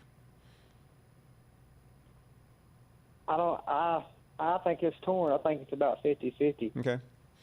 I really do. Well, let's break this down for a second. Bobby Petrino was a great coach at Arkansas. He got fired for a couple of reasons. Number one, it wasn't that he was having a relationship with a subordinate. It wasn't because he had a motorcycle accident, although I still can't get the image of that neck brace around his neck. But he got fired because he lied to his supervisors. I think had he told the truth, which is sometimes hard to do, hey, I'm sorry, I'm having a relationship with a subordinate, even though that's against school policy, and I believe it's against state law. So he lied, and he got fired, and he was able to salvage his career until it crashed and burned again. But the point is, the one thing about Bobby Petrino that you know, if you hire him as your football coach, you know what you're getting. You're getting a liar. You're getting somebody who has left programs in the dust, and you have to decide whether you really care when you juxtapose that versus the fact that he's a really good football coach. So what do you want? I'm on the don't bring Bobby back side of the 50-50. But my main question to you is, all the coaches are out there. Who would you consider a coach that could actually come into Arkansas and build the program? You're not going to build the program to be no Alabama or no LSU. No, but you don't have to. Listen, I mean, I would say let's talk about Lane Kiffin for a second. I mean, Lane's a very good coach. I have no problem with him. I happen to be a fan of Hugh Freeze. I'm well aware of what got him fired at Ole Miss. I think Norvell is a good coach. He's done a phenomenal job in Memphis. Those are three coaches I know you can get. I don't know if you can get Matt Campbell. What other names are being mentioned? There's a lot of Houston Nutt talk. Well, to me, Houston Nutt, while he was not fired for anything other than an inability to win football games, but don't hold that against him, okay? Well, I've seen where he said he would be willing to come back to Arkansas in another capacity, even as just a recruit. And I'm just wondering. Yeah, listen, I think Houston was a very good football coach, but I think his time as a head coach has passed. So I'm not a big believer in just going out and digging up the graveyard for former coaches. I think Arkansas needs something that you can trust. Now, the one thing, don't get caught up in going out and finding the next hot new it. That's what Chad Morris was. Didn't work out. Brett Bielema was experienced. Didn't work out. You need somebody that can adapt, that can adjust, that can win in the Southeastern Conference. Thanks for the call. Appreciate it. We'll be right back. So we're back, and have you heard about this new thing, Disney Plus? You can sign up for the package deal, Disney Plus, Hulu, and ESPN Plus, but that's not the point, Paul. We were watching Aladdin, and we thought about what is the one wish you wish you could grant SEC teams for each team. Right? So let's start, Paul. If you could grant LSU a wish, what would it be? A little bit of help on defense. That's a good one. Maybe some DBs at DBU. Right. Bring back all the NFL prospects they had. Yeah. All right. So we were like Georgia. We would probably wish they could go back and take away the South Carolina game. Sure. No, I don't know. That's to me. I mean, Georgia. All Georgia has to do is win the next two games, and that game is irrelevant. Maybe wish a little more aggressive play calling for them. Yeah. I mean, by the way, what would the Georgia win if they were undefeated right now? They would be the same. They'd be ahead Clemson probably. Yeah, they probably would. You're right. I mean, that's just kind of makes it's like assuring them a spot. Yeah. What about the Volunteers? I frankly think a win over Missouri, and they're going to beat Vanderbilt down like a bad dream, and Tennessee is going to end up with a really great year. Yeah. Yeah. So all right, just wish we beat Missouri. Right. They'd be New Year's Six in it. Gator Bowl bound. Could all be. Right. Could be. All right. What do you wish for Missouri? What do you wish for Vanderbilt? I've learned just to keep my mouth shut when I don't have anything nice to say. I think both their wishes are going to be granted a week from Sunday. Let's go to Alabama. I think this is an easy one. If you had a wish for Alabama. I wish that they could sign a free agent quarterback. It's pretty good. Russell Wilson. Auburn. If you had to grant a wish to Auburn, Paul. I don't think there are any wishes for Auburn right now, based on what I'm hearing. You're right.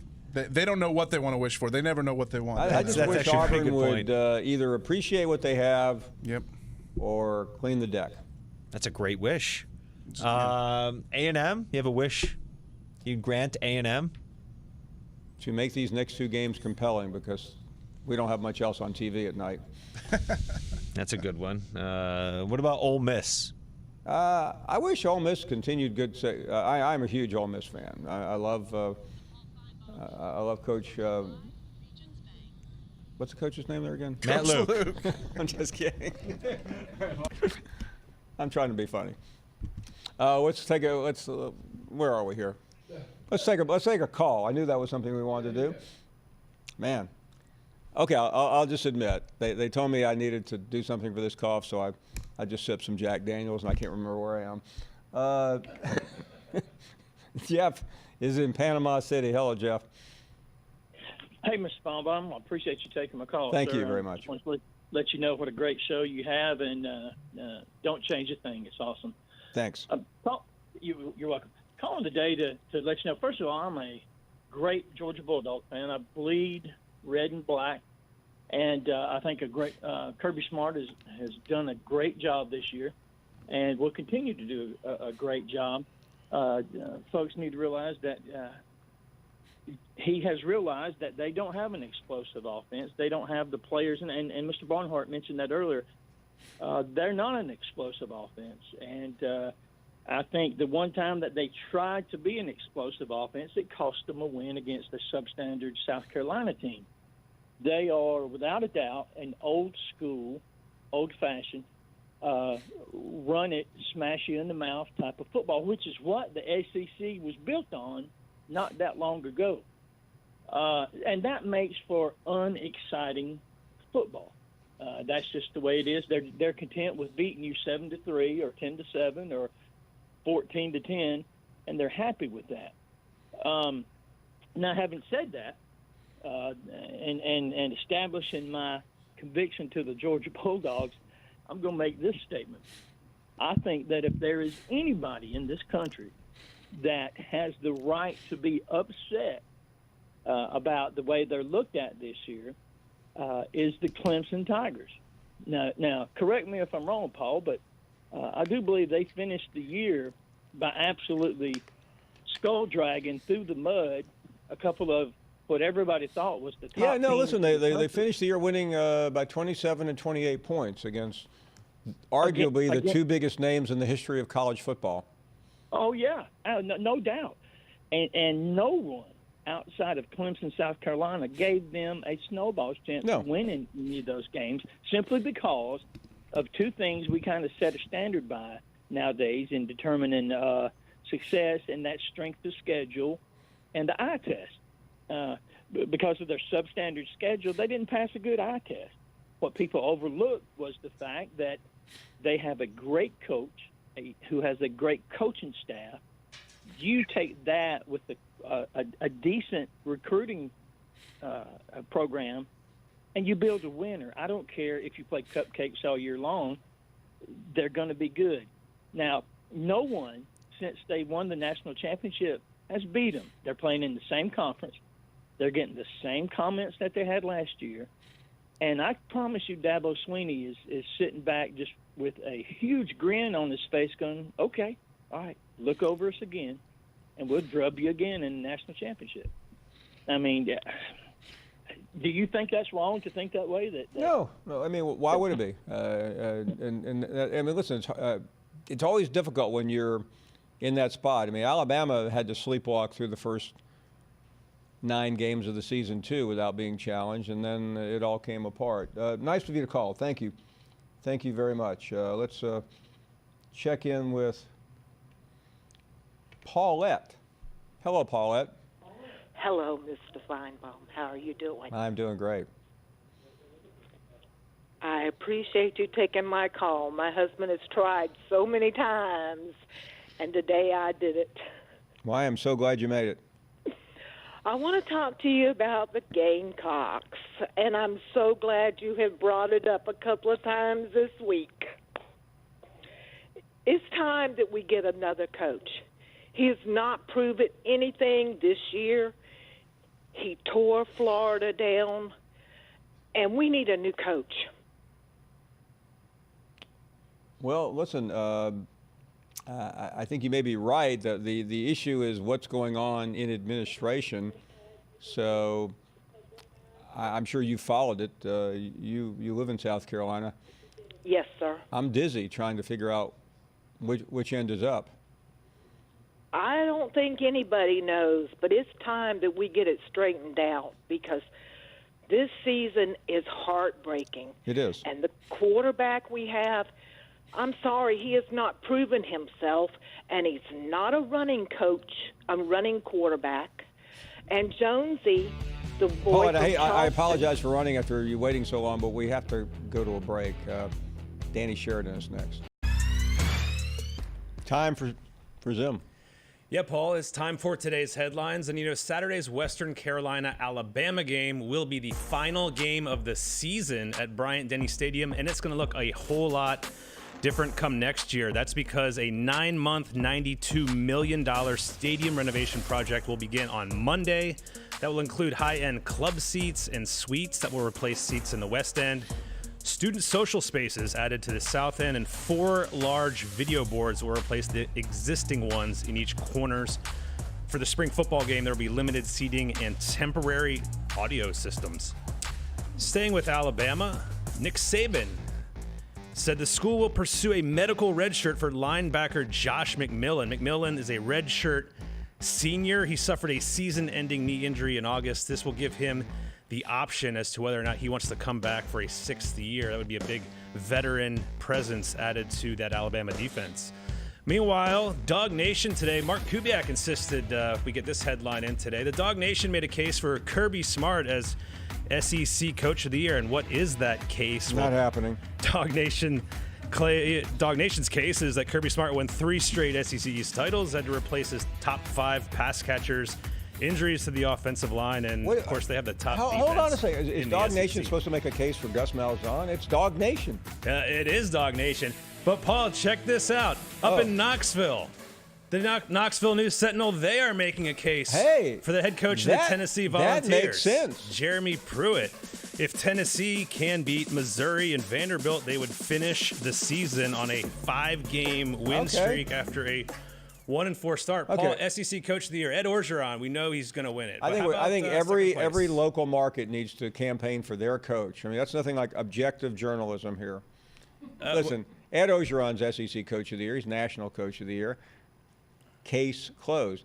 I think Pruitt would probably get my second vote if he can finish with 2 more wins. But Kirby Smart, please. Friend of the show, Mike Griffin. He lost to South Carolina. It's 4-8 team. Well, welcome back. We are here, and always great to welcome Danny Sheridan back to the program. Of course, we have not had an opportunity to talk to Danny in a while, but the fans have demanded, and we have acquiesced. Danny, great to have you back. Good afternoon. Great to be back, Paul.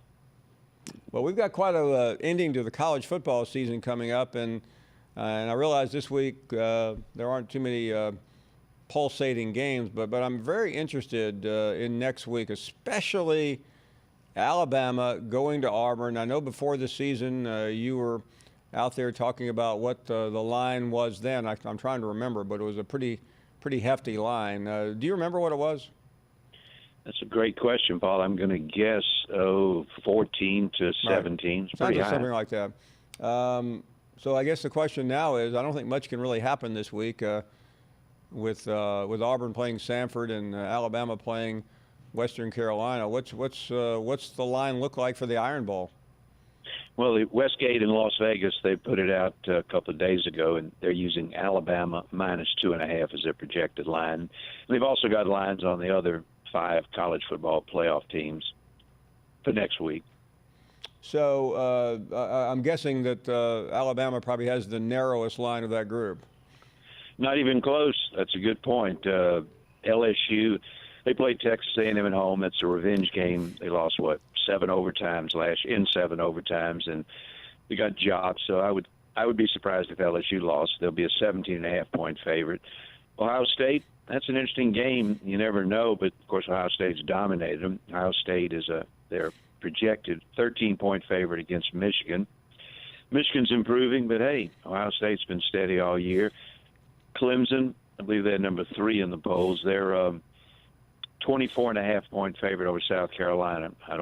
South Carolina could surprise and play them close, but I don't see them losing to South Carolina. Georgia's a whopping 30 at the Westgate against Georgia Tech. That's at Tech. And as you stay, and if you're interested, Oregon and Utah, they're both at home playing Oregon State and Colorado. Oregon's at least a 3-touchdown favorite from memory, and Utah's about 31 or 32 against Colorado. Oklahoma State is a 15-point underdog or greater against Oklahoma at home. But yes, nothing close to 2.5. Alabama's only a 2.5-point favorite. With Tua, they'd be a considerably higher favorite. And with Tua, I don't think they'd lose. With Mac Jones, nothing against Mac Jones, it's going to be a tough game. I'm interested in your thoughts on the. I mean, obviously we're talking about maybe the best quarterback in the country, one of the two best, without him, and Vegas certainly pays attention to stuff like that. What do you think it would have been with Tua as the starting quarterback? Well, I may be prejudiced, but I'd say 6 or 7.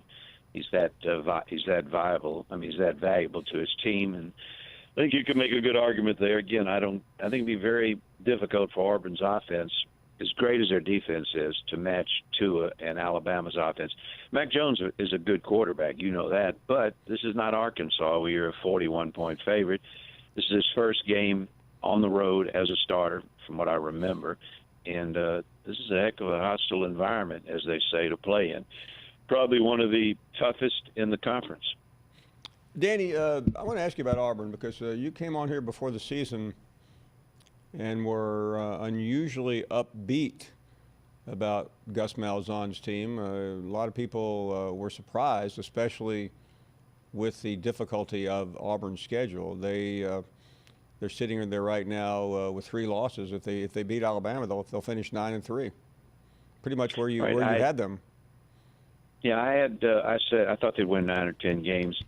On your show the last 5 years, I think when everybody's been pretty high on them, I've said they'd lose at least 3 or 4 games, and they have. And I've also said this on your show, and I still believe it. Malzahn, I think he has a good year every 6 years.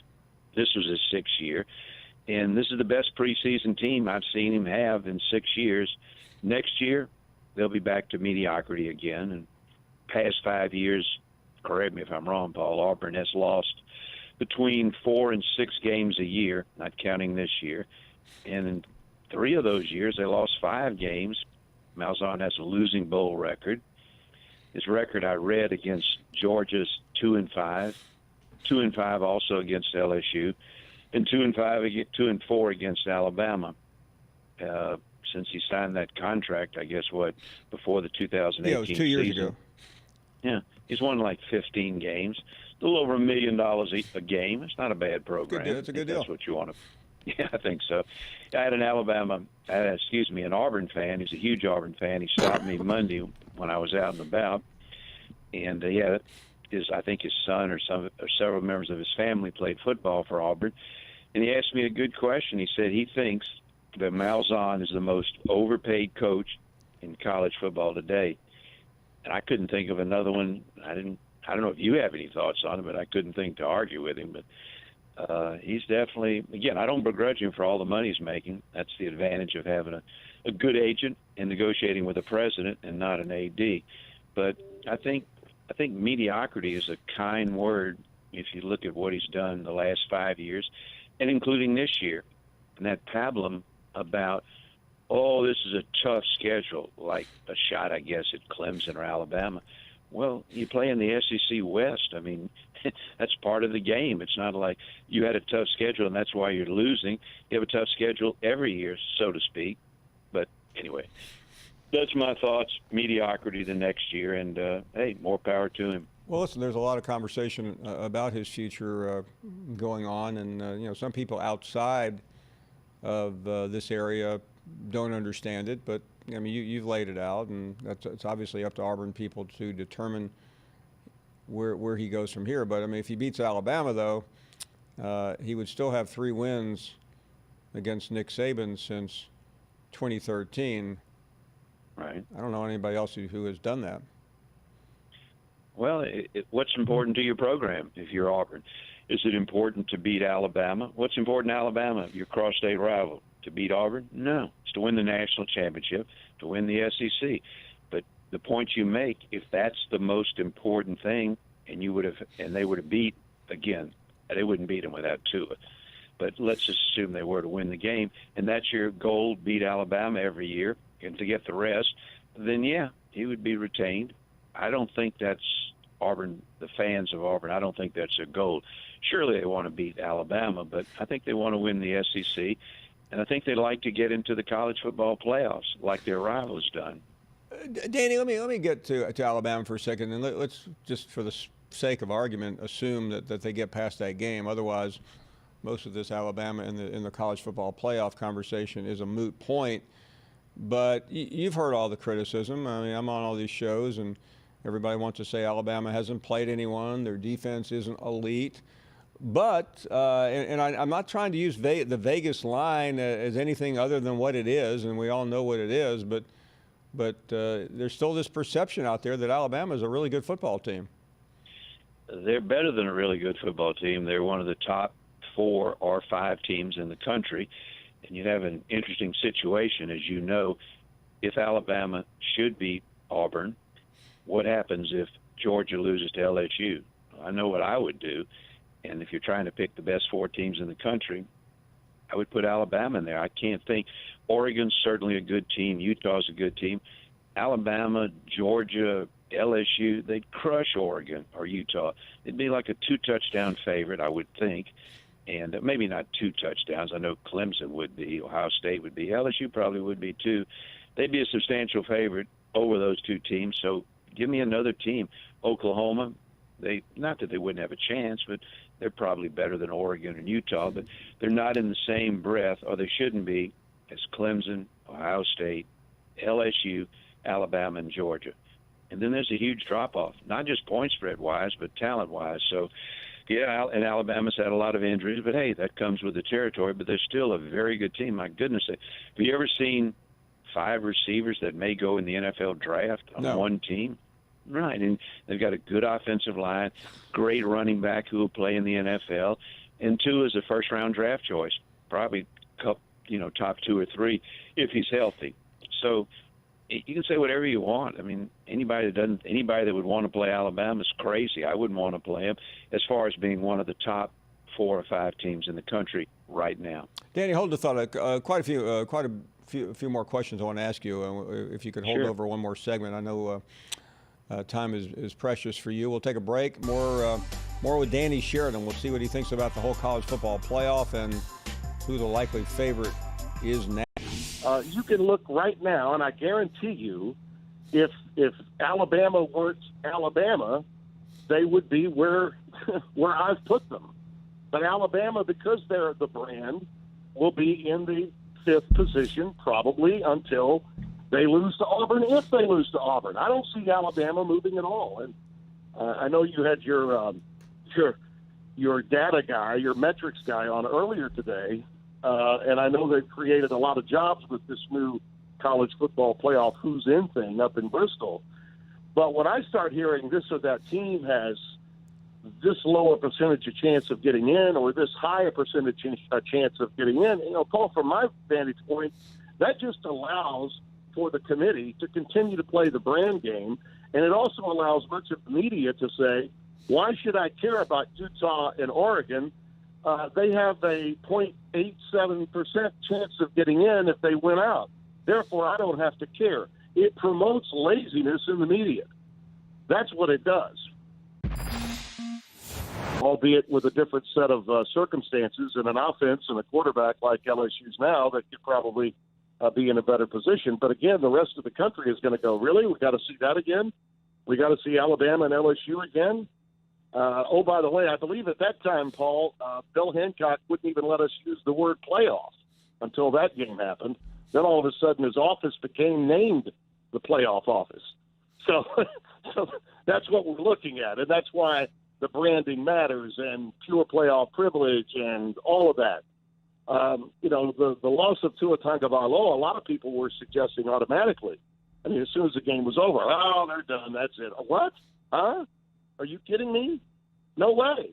This only enhances the Alabama narrative if they can go and boat race Auburn at Auburn, puts them in a great position, and if LSU does what it's supposed to do and beats Georgia in the SEC championship game, Alabama, in my opinion, will be in. They will absolutely be in.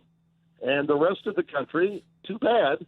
Here we go again. Clemson, Alabama, Ohio State would be your other team, another one of the playoff privileged, who, by the way, got in without having to win its Big Ten championship one year, much to the chagrin of Penn State. So they fall into that category as well. Brand names, Paul, all about branding. and Alabama is the poster child for the pure playoff privilege. No doubt about it. Georgia's one of them too.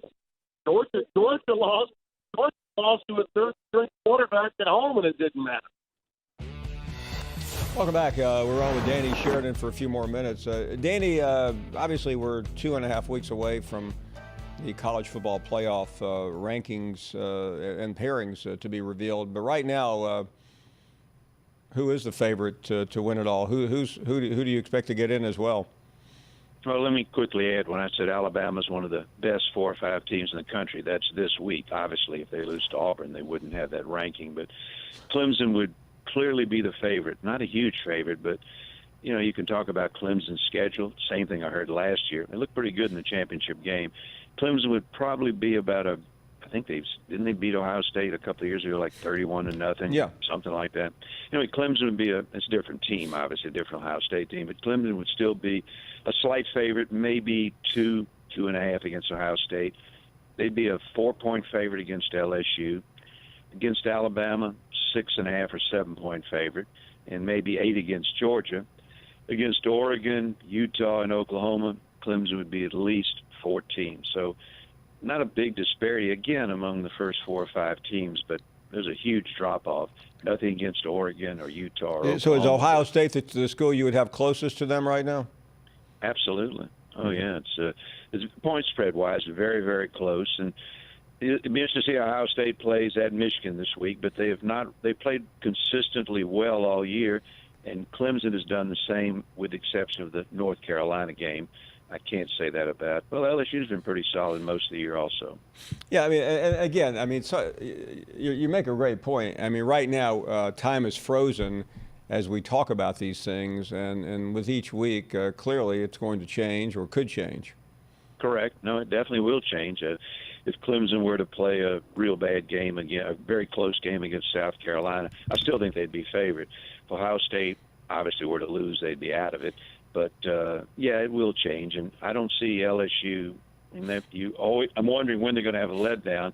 And you could say they had one against Mississippi. I don't know. I guess they had a little letdown, but I don't see them losing to A&M. Talking to Danny Sheridan. Danny, I want you to explain a little bit about the line because, I've asked you to do this a million times, but I always get people to call in and they get upset when their team's not the favorite. The betting line is real simple. It's the betting public's perception of how 2 teams match up. Alabama's playing Vanderbilt. You're not going to make it even. And the betting line this is the most important to me, it has absolutely nothing to do with predicting the outcome of the game. It's just designed to hopefully get equal betting on both teams. And that's all the line is.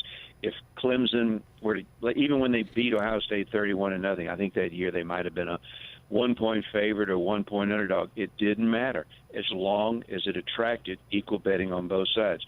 Why equal betting on both sides? You have billions, with a B, billions of dollars bet on college and professional football every weekend in this country, probably about $8 billion. So you try to pick a number, not the bookmakers or odds makers, try to pick a number that will attract that equal betting on both sides. To come to that number, you have to take in what is the betting public's perception of those 2 teams. Sorry for that garrulous answer, but that's pretty much it. Oh, I want to, before you go, I don't know if you heard, we played a clip of Brando, your good friend Tim Brando, a minute ago. And no, I didn't. And Tim has been very critical of the College Football Playoff Committee. In fact, I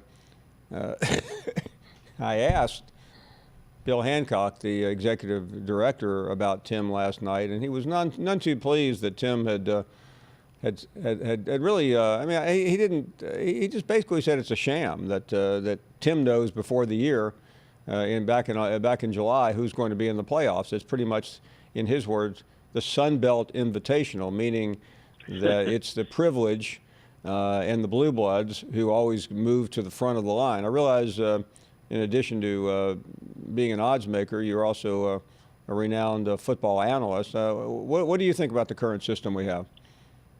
Well, I don't like it, and I tend to agree, not 100%, but a lot of what Tim says is true. You don't want to put, if you have a choice of putting in Ohio State, huge brand name, against a very good Minnesota name, you're going to go with Ohio State. It's a subjective process. I don't like that. I like an objective process where you deal with the facts. And I can't think, Paul, and I could be wrong, the only year that I think the committee has gotten it right was 2 years ago when they picked, again, their duty should be to pick, I hear so many things, conference championship, losses, schedule, all that stuff. The bottom line is their job to me, and I think they've said it, is to pick the best 4 teams in college football. But they don't do that. Is that a fair analysis? Yeah, I know they don't do that. I mean, you and I have a pretty good idea what's going to happen this year. Right. If Alabama wins, they're going to pick Oregon. And, of course, the chairman of the committee happens to be the athletic director at Oregon. Well, I don't know what they're going to do, but I know it's subjective, and I don't like that. I think you need to include more teams. But the most important thing that you should say, and it would be hard to defend, the present system, they can defend whatever they do. They can say, hey, they lost in 1911. That's kind of silly, but they can make up a reason to fit their final choice, and that I don't like. But if you come out with, you got to pick the best 4 teams, it makes it a little tough to be transparent and to state why you're going to stay. I don't think it's a conspiracy figure, but Tim makes a good point. The blue bloods in college football, same with the AP poll. But one of those blue bloods just happens to be Alabama, and some will react to you saying what you did a minute ago to be part of that. And there are a lot of people, and you know my schedule. When I'm in the East Coast, they don't want to hear me say Alabama is one of the 4 or 5 best teams in the country. And the same thing you just got through saying. They almost just put up their hands and we'll say, well, they need to win their division. They don't even win their division. They lost LSU at home. Well, they got it right, like I said, 2 years ago. But, Paul, the committee, when you say raise your hand, who's been in the college football playoffs every year and who's deserved to be in there? Alabama. I've not heard anyone say, well, they shouldn't have put Danny, them in. why? But I guess to be a contrarian, even though I agree with you, I'll just why would that matter if they've been in or not? It just shows to me that they have been one of the best teams. And then when you judge them just on this year alone, they're pretty darn good. I mean, I can't think of any coach at, well, maybe Clemson and maybe Ohio State that wouldn't want to switch teams with Alabama. But when you only lose like one game in the SEC, that's assuming they only lose one game, you're one of the best teams in the country, period. Same with Georgia, same with LSU. It's Alabama fatigue. That's the only thing I can tell you. I think you're right. And that's where this debate goes on. Well, anyway, Danny Sheridan, certainly always great to have you on. I hope you'll come back. I appreciate that, Paul. Take care. Thank you. Danny Sheridan joining us. We'll get your reaction to what he had to say at 855-242-7285. We are coming right back. So these are the matchups this week, guys. See anything you like? Nice. One thing does not look like the rest. Clemson being off? No, I mean, people have bye. A bye this late in the year is a little tough. More looking at number 5, and I think that's why everybody's hung up on Alabama. Because you're right, based on what, and Danny's right, based on what they have done in the college football playoff era, that alone normally would warrant a Well, I will tell inclusion. you this, they will not get as much criticism this year as they've had in the years past because there's still a little bit of a pall around Alabama. But this is usually the week. Yeah. When everybody loads up. This is when the haters come out. Alabama this year has only beaten 2 teams with a winning record. This is just so different from every other team that every other Alabama team. My contention is there's really only one game that they control, and that's their big Power 5 game, and that was Duke. Right. Yes. The conference games they have no control over, and Alabama's usually going to play 3, one big game and 3 cream puffs. That's just the way they do it. Yeah. Right, but it just happens to be the rest of the SEC West, like Arkansas, Mississippi State, you can't and Ole help Miss. it that the league is from the middle down is really inferior. Right, so they had the one big opponent in LSU at home, and everybody's like, look, if they win that, but just on top of all that, if they win next week, you'll have to add one more to that list. Yes, the 8-4 Auburn will be their best win. Yeah, but say you sound like all these other. Mark. Don't give me this 8-4 Auburn BS, okay? What? It's true. What's their best win then? Wow. 7-3 A&M. 8-4 Auburn. 8-4. Auburn will have losses to the number 1, 4, in 5 and 9 schools all in the division country. teams. So that is a specious argument. But it's true. I mean, it's just a fact. Total BS. How's it BS? It's a if you fact. know anything They're playing about college Auburn, football, who's 8-4. and you don't just play They're in the same statistics division. Game, you're full of crap if the you want to make that problem argument. is they're playing Duke and they're playing Western Carolina a week when everybody else is trying to build their resumes, and they're doing it without a starting quarterback and with all these linebackers injured. So people want to see how good Alabama is, and they're not going to get a chance until they play Auburn. Mark, slow down, okay? Slow your roll. They're going to find out next week. Okay. Yeah, listen, the radio audience is back. I am just not going to tolerate somebody saying, well, Alabama isn't any good because it beat an 8-4 Auburn team when the 4 losses from Auburn are going to be teams all in the top 10. I mean, that is just patently ridiculous. Auburn would be undefeated with Clemson's schedule. So let's just stop this lazy, intellectually dishonest argument, okay? Greg is up next. Hey, Greg. Hey, Paul, thanks for taking my call. We will try to stamp out intellectual dishonesty at every turn, my friend. Well, good. We need to. It's easier said than done. But he is right. You know, I've said before that the committee has objective criteria that they use subjectively. And they have said repeatedly over the years that they want the 4 best teams in there. And I believe it's in their charter or whatever it is they're supposed to do. But they don't open up in a transparent way how they go about doing it. And whenever you try to get a rational, sane answer out of them, you always get the doublespeak that drives you and everybody else crazy. Well, because they open the door for people like Tim to make the arguments that they do. Yeah, so it doesn't make anybody happy. I mean, even those of us who are fans of a 4-team playoff are not happy with the way that this is laid out every week, year after year. And so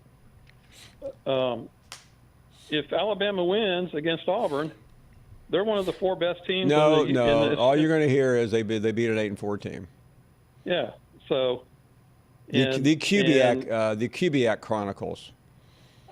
Yeah, it's you won't hear it about any other team though. It's just because everybody's tired of Alabama being in the playoffs, and I get it. But you know, if Alabama loses 2 games, then they're not one of the 4 best teams. No. But if they don't lose, they are.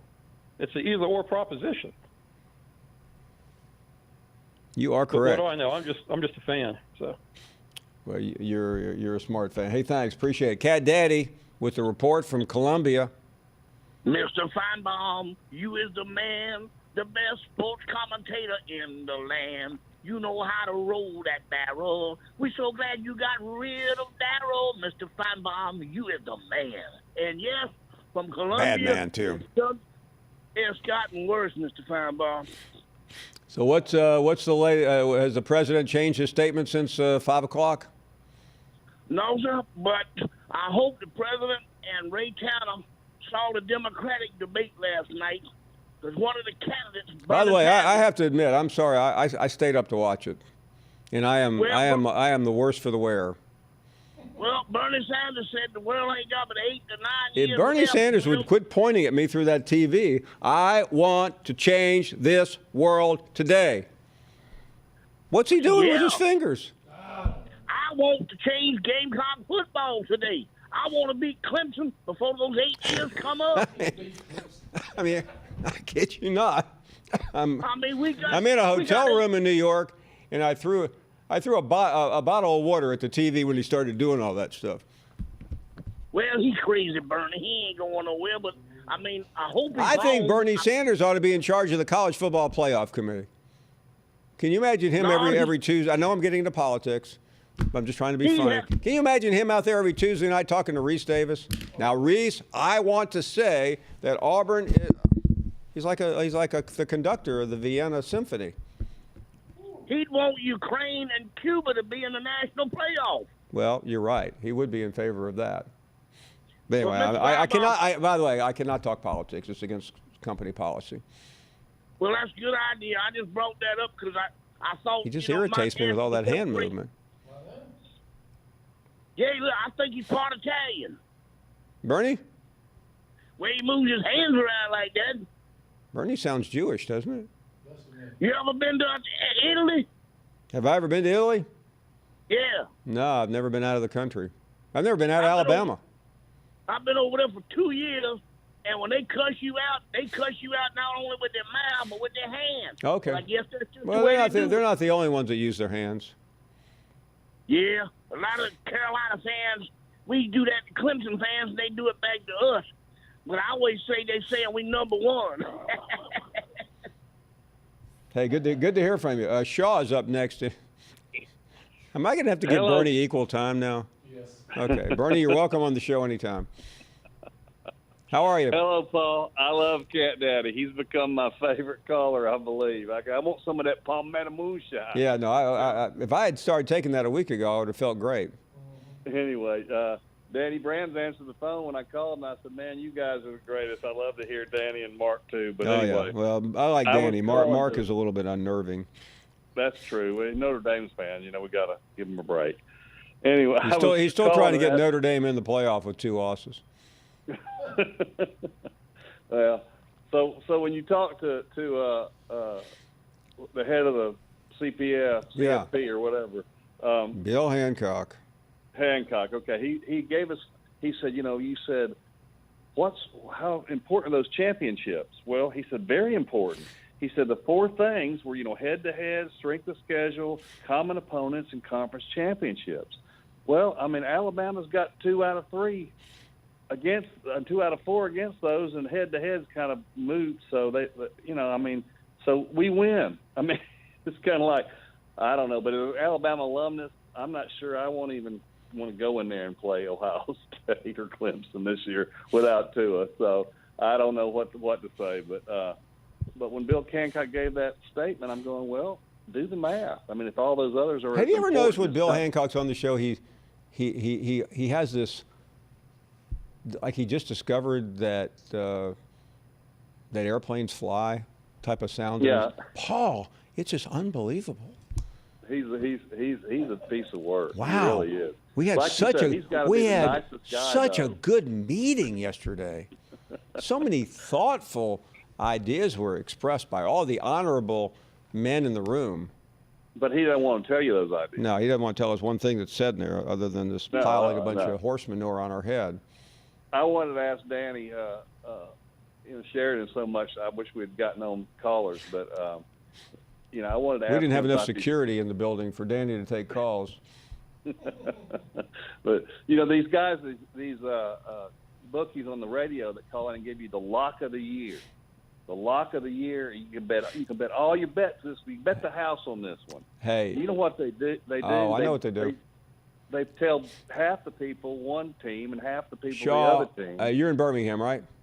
Right. I don't remember this guy's name, but when I was at WJOX, we had some tout from Miami that called in the morning show, and then he called in the afternoon show.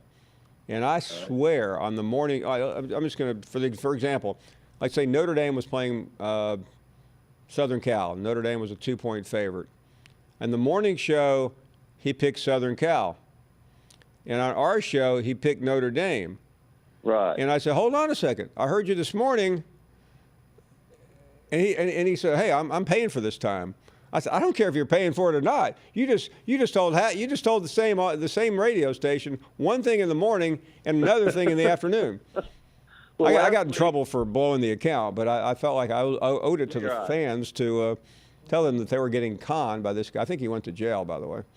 People just need to know that. Last week he picked the Auburn-Georgia game as the block of the week. Well, that game, the line was like 6 or 7, and what did it end up? 7. Yeah. He can't. So he couldn't. That ain't the lock of the year. Anyway. No, listen. I don't want to get off on these guys. Sheridan doesn't do that. If you want his picks, you have to subscribe to his service. He's not going on the radio giving them away. And he don't guarantee anything. Well, no, guaranteed Blue Bell Special Lock of the Year. Exactly. I've never met anybody that can really. Picking. Have you ever tried to pick football games against the spread? Oh, I can't. It is impossible. That's why I don't bet. It is. I mean, I always get nervous. I'll run into somebody at the airport and they go, "Who you like?" I'm like, "I'm not telling you," and they think I'm being rude, and it's not. I'm not being rude. First of all, I don't know, and number two, they think I do know. Well, you're so smart. You Yeah, don't even pick your teams until the day of the game. Yeah, because I don't want somebody. You got to get a feel. Yeah, well, I do like to do that, but I don't want somebody betting money based on something I say. Exactly. Because I really don't know. I could not. Paul. I mean, if you gave me 5 games a week, I couldn't break 500 with a gun at my head. No, nobody can. No. I mean, you're just lucky that week. Just wait till next week. Oh yeah, I might get 5-0, and next week I'm 0-5, and that's right. The guy doubled his money and lost his house. Yeah, go to Vegas and have fun at the tables. Don't do that betting. Anyway, love the show, Paul. Try to call back some more. Thank you. I'm glad I just got through telling the audience I don't know anything about football. Listen, I have I've got a good feel sometimes, but that's based on what you think you know. But it's a hard thing to do. Let's continue. Dan, who does know football from Louisiana. Hello, Dan. Hey, Paul. Thanks a lot. Thank you, buddy.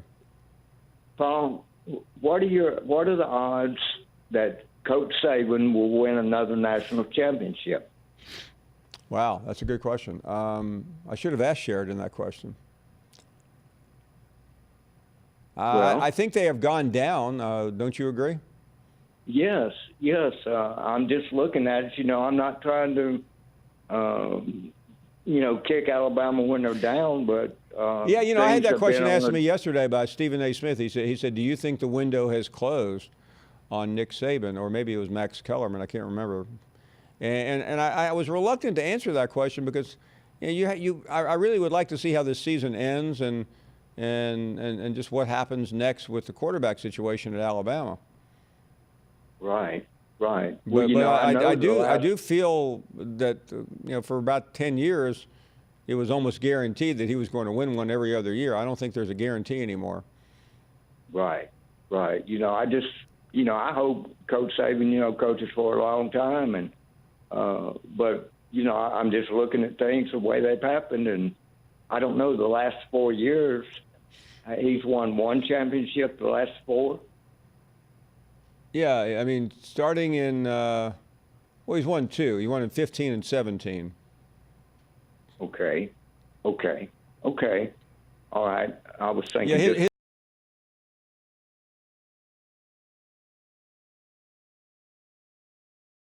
his last, the national championship Coach Saban has won at Alabama are 2009, 11, 12, 15, and 17. Okay, so 18, 19. He's missed out on 2 years. Well, he hasn't missed this year yet, but he's pretty close to it. Right, okay. I was thinking Tua was a generational quarterback, in my opinion. And I know Coach Saban has had a lot of 4- and 5-star recruits. And, I just a lot of thoughts go on. No, listen, I fully understand what you're saying, Dan. And if this year ends with Alabama without Alabama being in the playoffs, there will be more of those conversations. Hey, thanks for the call. We're up against a break. We've got an hour and 15 minutes remaining. Tomorrow, live in Athens, where among our guests will be Kirby Smart. A long time, I was committed to Georgia, and then some things happened, and I kind of reopened my recruitment a little bit and reevaluated, and I think God wanted me to be here in Oxford, and that's where I am, and I'm really blessed to be here for sure. We knew that we had a really, really good opportunity coming in with the number 1 ranked team coming into Oxford, and so we really wanted to make a statement and get some momentum here in Oxford, and so everybody really likes to see what I did, but I can't do it by myself, and so if you go back and watch the film, the O-line strained all night. They really gave us a push when we needed to, and Jerrion and Snoop had a really, really big night, drawing the defense to them. And so when I pulled the ball, made it really, really easy on me with the receivers blocking downfield for me and everything. And so good team effort. We just we came up short. You just kind of say a little prayer for him. You know, I saw it before our game started. We hadn't left the hotel in Tupelo yet, headed to Oxford, and so I was watching the game, and I saw he went down, and then I saw later in the game the ambulance showed up, and so just said a little prayer for him because, you know, being in this situation, he's a really, really good player. I think everybody can see that. But it's a tough situation to be in, you know, when you get injured when he's having such a great year, and you hate to see it.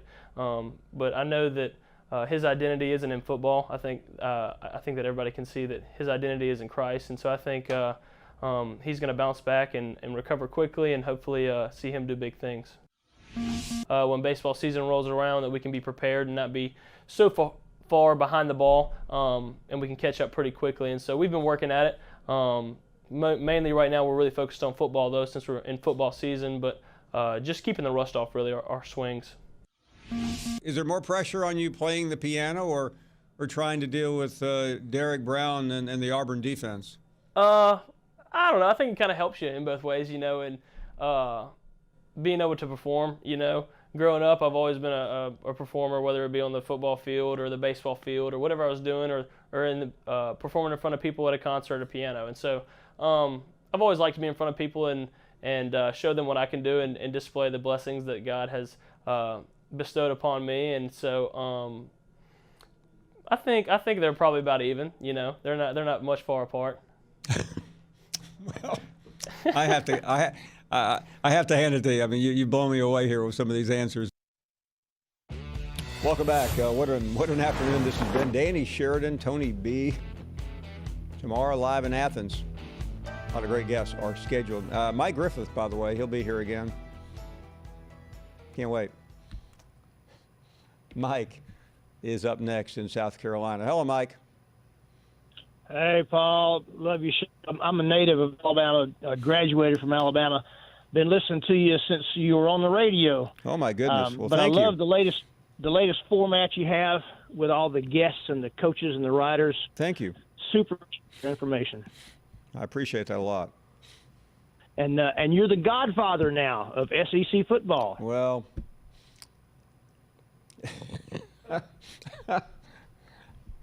if you're the godfather, don't you get a good Italian meal with that? I don't know, but the godfather got kicked out of his hotel in Tuscaloosa. I don't understand that. You're right. I mean, you think you are you're really important, and you get your hotel assignment, then you find out that the Secret Service kicks you out. Oh, that's who's rough. more important, me or the President of the United States? Well, you're on all over the country, you get tuned on. He's just one of 45 people to ever serve in the Oval Office. I mean, I'm the only talk show host to ever be the host of the Paul Finebaum Show.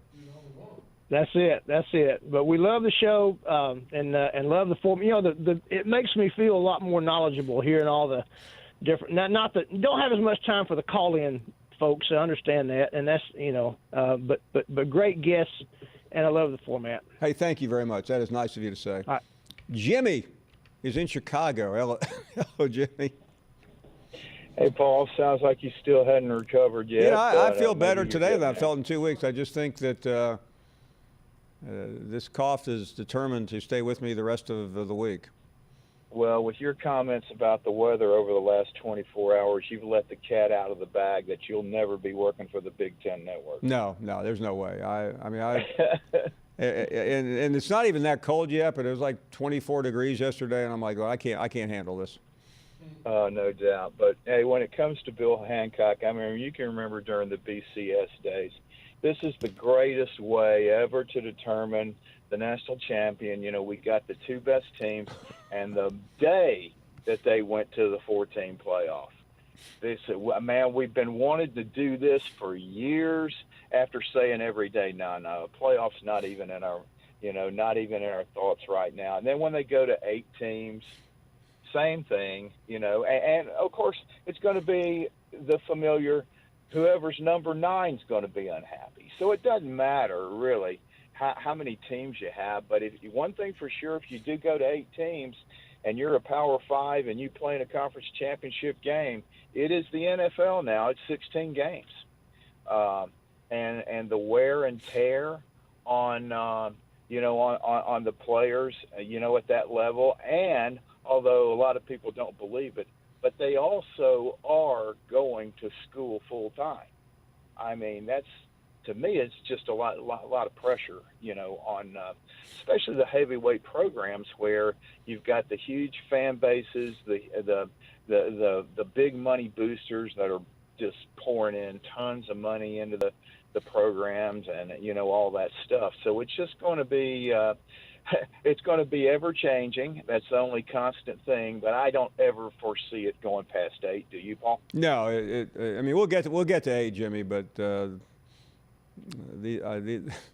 these guys are not willing to go any deeper than that. Hey, thanks for the call. We have another hour to go. Hope you'll all stick around. Meanwhile, Michael Divinity is not eligible until the national championship game. That my agreement is with ESPN. Not with LSU fans? No. Excuse me. Let me amend that. It's with ESPN and Alabama fans. I think it's tough to leave Oregon out, but I do understand if Alabama, with Mac Jones at quarterback, blows out Auburn or beats Auburn on the road, that's big, and that's going to overshadow, what Oregon has done because of that head-to-head matchup. You're not firing Chad Morris to bring back Houston Nutt. I'm thinking, Clemson could lose to Clemson lose to South Carolina. Really? I am scared as heck for Saturday and my Dogs against A&M. So I think this week he knows this is a game where it is really easy to overlook out Arkansas, really easy to start thinking about all these things like the SEC title game, college football playoff. I think this time he's using the Ole Miss game and what happened in that second half to be like, all right, you can't overlook this. And I think you'll actually see LSU kind of go out and dominate this game, at least in the first half. I'm looking at the cards, and I'm trying to see where they're going. They play in the SEC West. Who they're going to pass?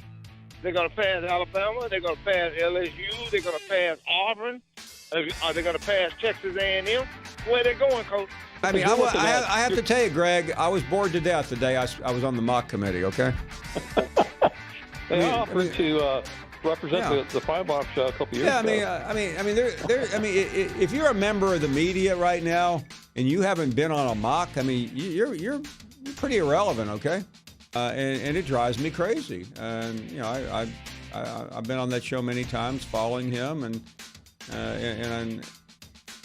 if you're gonna waste 3 minutes of valuable airtime, say something. Give us some insight. You can give us an anecdote. Welcome back. We have reached the final hour, and it's Thursday, and you're probably wondering, where in the world is Matt Berry?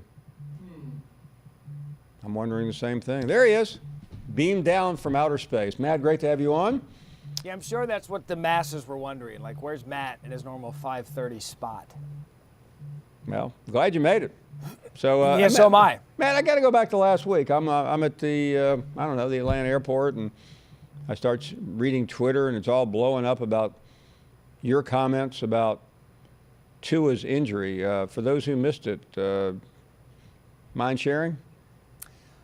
Yeah, we were on. It was our game on ESPN, and it happened right before our halftime. And so Jesse Palmer, Joey Galloway, and I got into a fairly heated discussion about it. And I said, look, 35-7, the outcome of the game was never in question. And the fact that a player who had been a game-time decision 2 weeks in a row was still going to find his way out there to play in that situation, I just didn't think was the right thing to do. Now, Saban came out and said, well, they wanted to get him some 2-minute work, and I'm not saying that's not what he wanted to do, but then why was Mac Jones warming up? And I just didn't think in that situation with a player that's been unhealthy was in the game. And everyone's like, well, it wasn't the same injury. That's neither here nor there. The kid just wasn't 100% 2 weeks in a row. And so I just didn't think that he belonged in the game. And I asked both Jesse and Joey, I said, could they have beaten Mississippi State, period, with Mac Jones starting? And both of them said yes. You're good. I'm sure. I'm guessing, Matt, knowing Alabama fans, that not one of them bothered you on Twitter. No, not one of them. No, not at all. They 100% agreed with what I said. Well, that's all that matters. So let's get to the issue of the day, and we know we still have a couple of games left. And for Alabama, they have Western Carolina and Auburn. Assuming that they go down to Auburn and win next week with Mac Jones as quarterback, where do you think that will place them as they watch the championship weekend on television? Yeah, Paul, I think it's all how they look against Auburn with Mac Jones. Because at the end of the day, if the committee is charged, the College Football Playoff Committee is charged with finding the 4 best teams in the country, and they don't go out there and miss a beat, and then Georgia loses to LSU and Alabama's sitting there 5th, Georgia loses and they dominate Auburn the week before, and Mac Jones looks like the next in line of a great Alabama quarterback, then yeah, you could make the argument that they'll be up there at 4th. But I've been one of those people now for the last few weeks that said this: if Oregon has 1 loss on their resume and it's to Auburn, and they beat a top 7 team in the Pac-12 championship, and they're a conference champion with only 1 out-of-conference loss against a Power 5 dominant program, really good program at least, then I think it needs to be Oregon.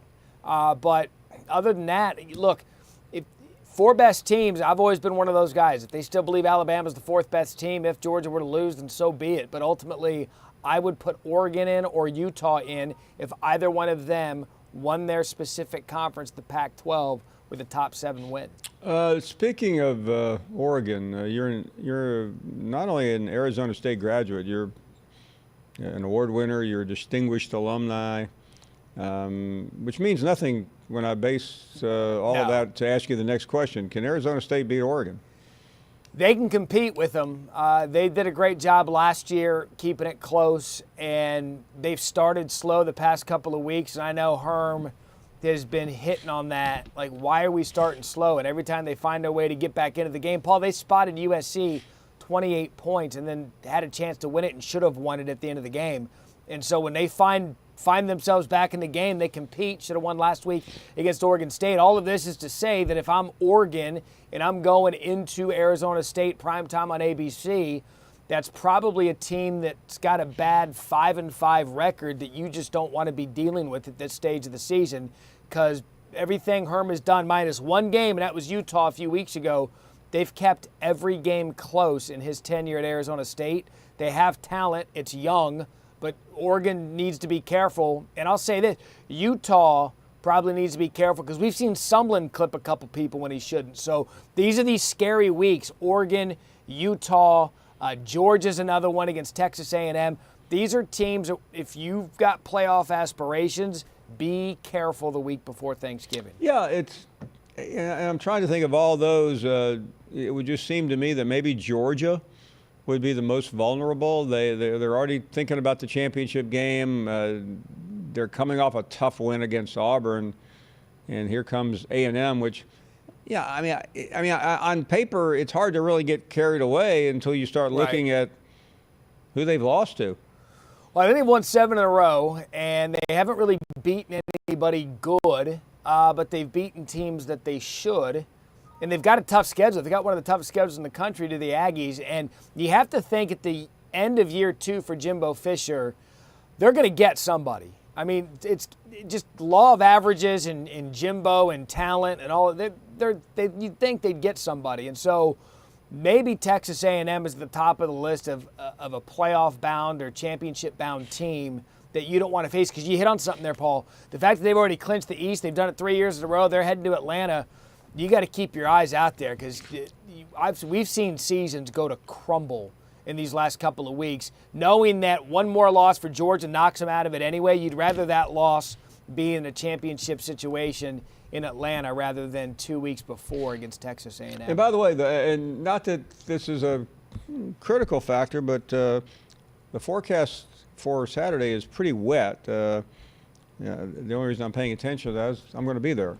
So, well, I mean, that's what counts. That's what everyone cares about is your weather comfort. Well, I mean, listen, normally I probably wouldn't – I'd be amused by watching a game like you, but I'm not amused.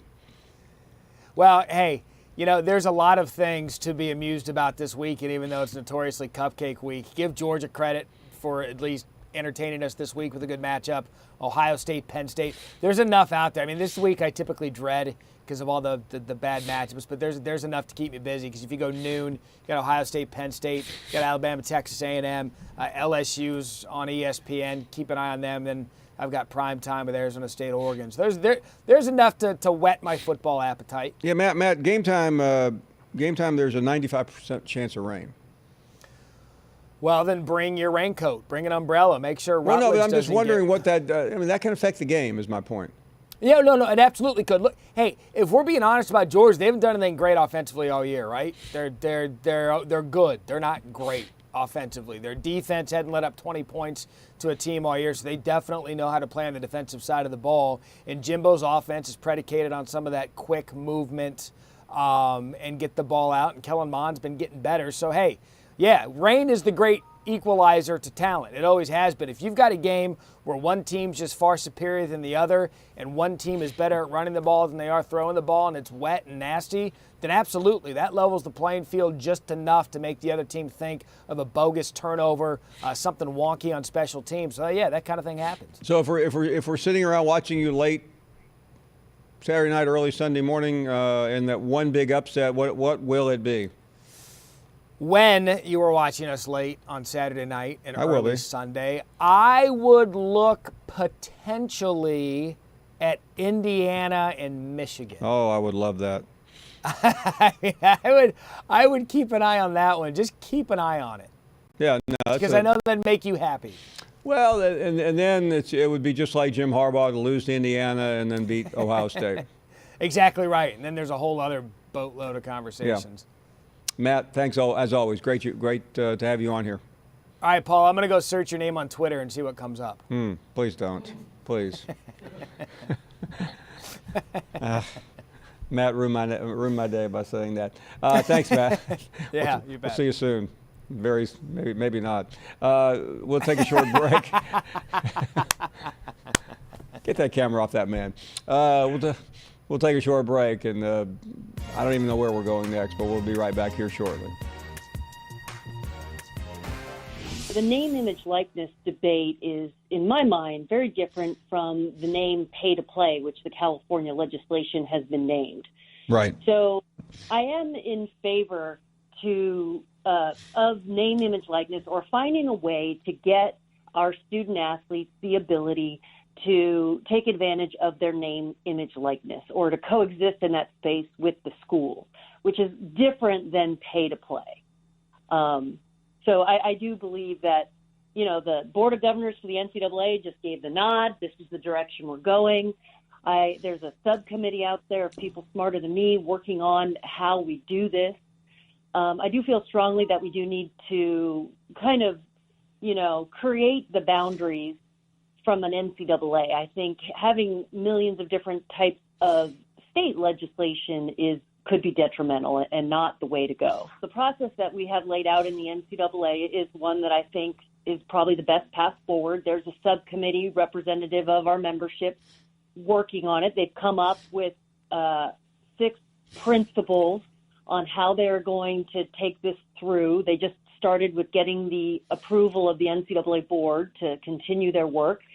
And, they're really trying to do it within a framework.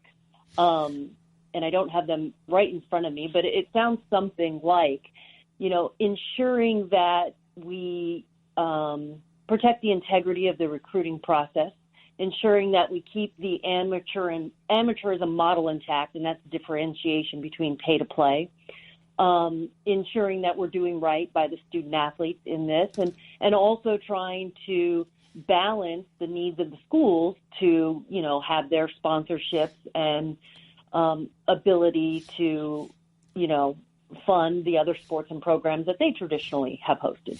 And I think there's a future where we need to strike a balance between allowing student athletes to, take advantage of their name, image, likeness, protecting the school's interests and sponsors to a large degree, as well as enforcing and regulating that recruiting area, because that's where we differ from the Olympic model and the pro model, is this recruiting piece. And I have concerns around it. It's been the one that's been kicked around as the biggest example of the car dealership that's going to sponsor the entire second string, fill in the blank, offensive line, whatever, and it becomes pay to play. So, there is a real concern that we need to regulate that and be cognizant of that as we go down this path. Glad you're with us, and let's continue with more phone calls. And Ronnie is up next. Hey, Ronnie. How's it going, Paul? It is going great. Thank you. Just got a quick question. College game day is going to Ohio State this weekend, correct? That is correct, yes. What are your thoughts about them boycotting it? I read that article. I mean, I think it's ridiculous. I don't understand why anybody would be upset. I mean, that's usually something that you cheer about when game day comes to your campus. Yeah, they're saying that ESPN is being biased towards the SEC, that they come down to the SEC more than them, I guess, but yet they have a total of 19 times that they've been up there. Well, listen, how does that make sense when they're in Columbus today for this week, and they'll probably be in Ann Arbor in 2 weeks? Yeah. I mean, I listen. First of all, it hasn't happened yet, and if it's anything like the protest that Ohio State had when they were trying to defend Zach Smith a year ago, it will turn out to be a freak show.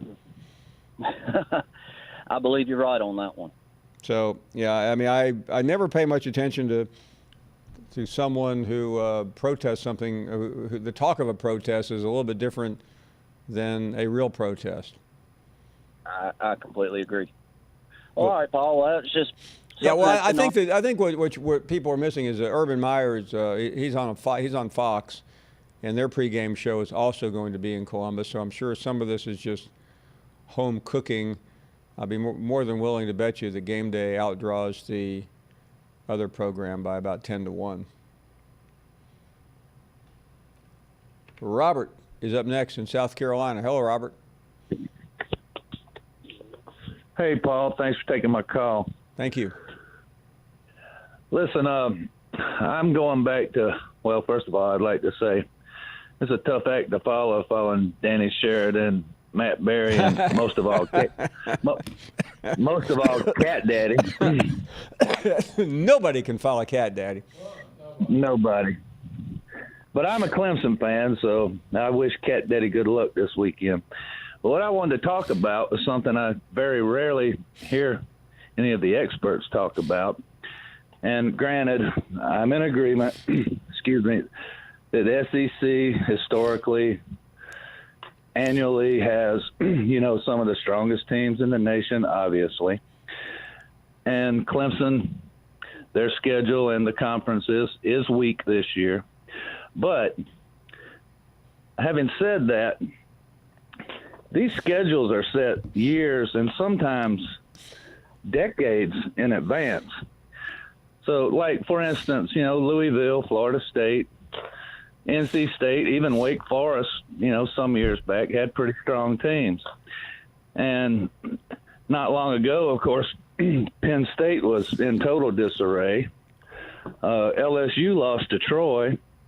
And, of course, we all remember App State beating Michigan and the Citadel having Bama tied up at halftime a couple of years ago.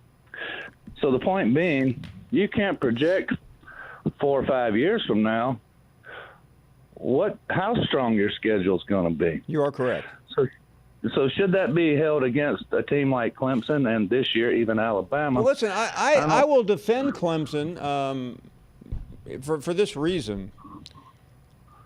Clemson could have played Western Carolina as well, but they chose to play Texas A&M in a home and home because they already play South Carolina, which would qualify as the major Power 5 opponent. Right, and all the big teams, Clemson did play Wofford and Charlotte. Sure. And Alabama's playing Western Carolina, and all the big teams are going to have what they call cupcake games, I guess. And maybe they ought to rethink that with the way the ranking system is nowadays. I agree. But, I find it, and I hope you don't take offense to this too much, But I was actually pleased to hear you defend Clemson a little bit earlier today, because I know you said you don't like to get political, but having listened to you for a long time, I kind of thought of you towards Clemson football like Seth Meyers and Anderson Cooper are to the Republican Party.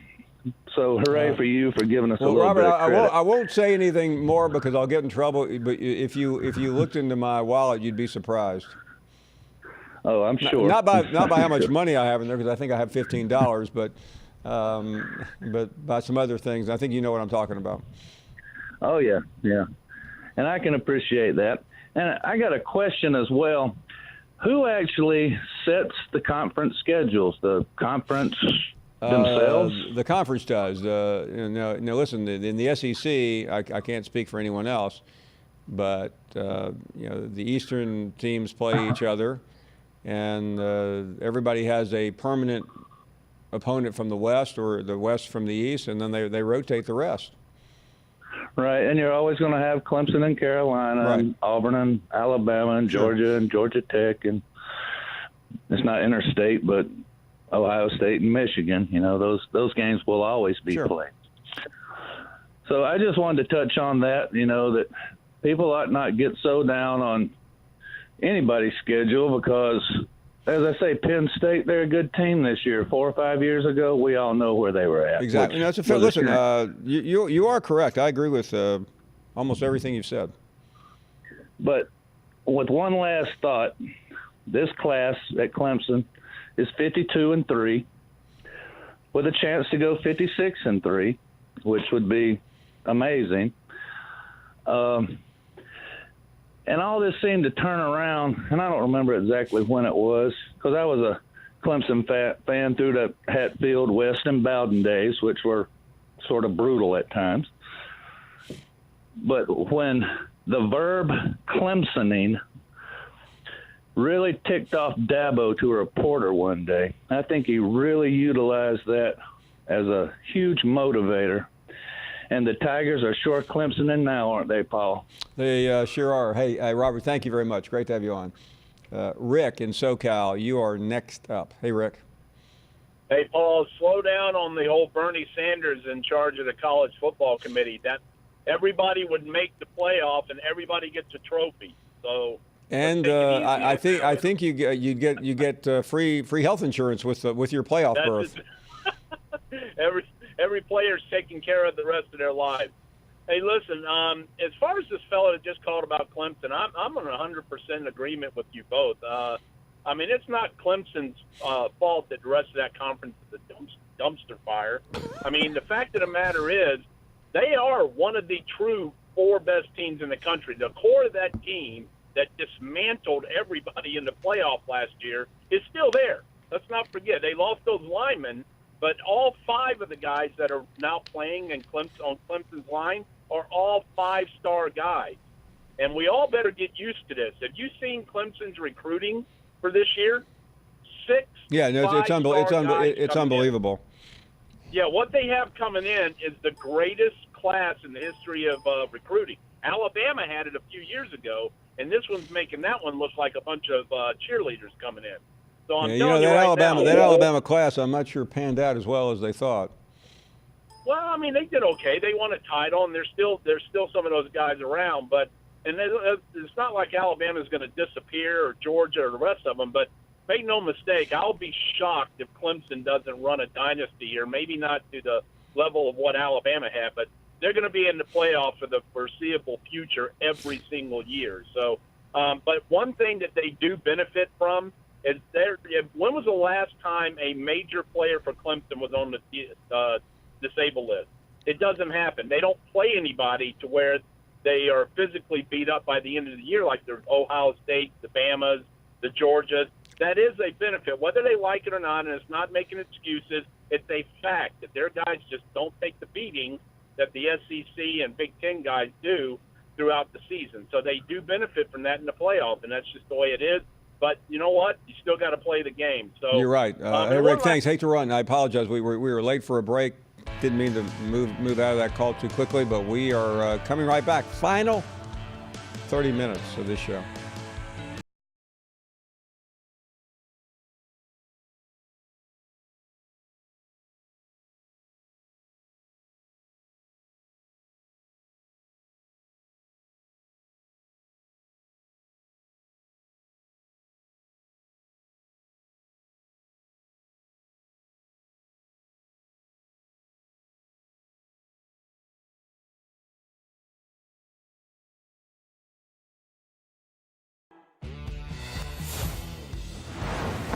And we welcome you back. What a day it has been here, guys. So, Danny Brams, what happened to Kubiak? He, well, if you were watching earlier, you obviously were watching, you were there, you heard what he said. He challenged Alabama's schedule. He tried to come at Bama, and we're the SEC network. You don't challenge Alabama's schedule on the SEC network, so we sent him to timeout. Put him in the hallway. There he is. What does that say? I can't read it. It says, I will not challenge Alabama's schedule. I told him to go out there and write it 50 times, then think if he learned anything, and if he didn't, then write it 50 more. So I guess my question is, who's on the committee investigating this? Well, we've got Jamari, who true fans of the show know, who's made occasional appearances. He's leading the committee. He's a Georgia fan, so he's potentially a little lenient to Mark, but we also got Larry and Shelby on the committee. He's standing by on hold. And we're thinking of extending membership to Jim from Tuscaloosa, but he insists on being the chairman. So okay, well, I would vote for Jim being the chairman. I mean, he will not accept a spot on the committee unless he's the chairman. So okay.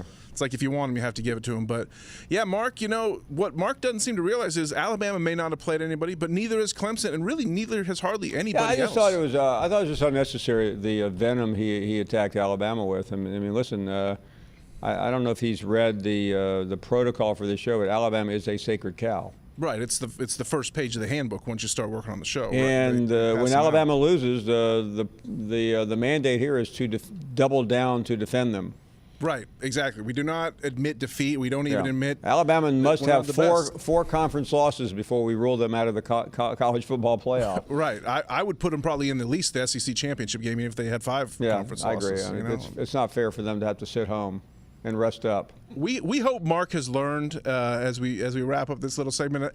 He's approaching 50 times there, but I think he's going to have to go for the second 50. What do you think? I think he has to. I think he should be called in to see the commissioner. Send him down to Birmingham. Welcome back. Glad you are all with us. Let's talk to Joe in Auburn, Alabama. Hey, Paul. Thanks for taking my call. Thank you, Joe. It's been a couple weeks since I've been able to talk to you. But if you remember the very first year when me and you was talking, I told you right then it was going to be an 8-4 season. You were right. But that, that ain't what I'm calling to talk to you about. Every characteristic that you just give to the gentleman about Arkansas a while ago, yeah, you need to tell them they need to mark Malzahn off because he can't do none of them. And I don't know why they want to keep him going there. But that's another thing. I forgot. When we were talking about that, I totally forgot about Malzahn. Yeah. But that's the thing. And, we've had a bunch of hard times here and everything like that. But you want to know when you really know that everything's going to hell in a handbasket? When you got an LSU friend and a Georgia friend, both along, they say they're going to start a GoFundMe page so they can get us to get a new coach. So tell me this, Joe. I know you've been on this for a long, long time. What is the fan view of Gus Malzahn right now?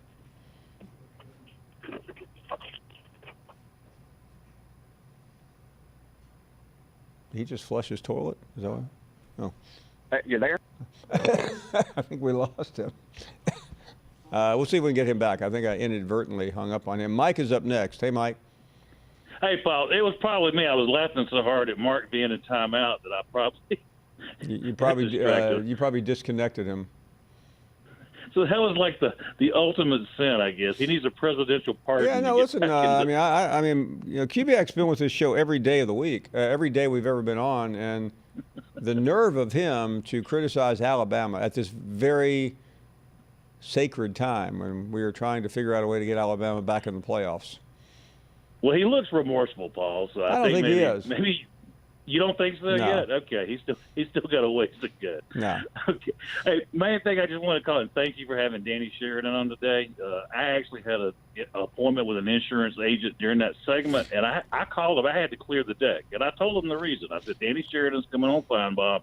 I have to hear this segment. It's just the one that I can't miss. And anyway, it was great to listen to him and just to follow up, go in juxtaposition with the interview you had with Matt Berry, who I also like a lot as an analyst. But yeah, I was listening to He is great. But I was listening to his arguments about, Utah and Oregon, and I was comparing to those about what Danny Sheridan said. Maybe I'm too much of a Danny Sheridan fanboy. I know he misses stuff a lot.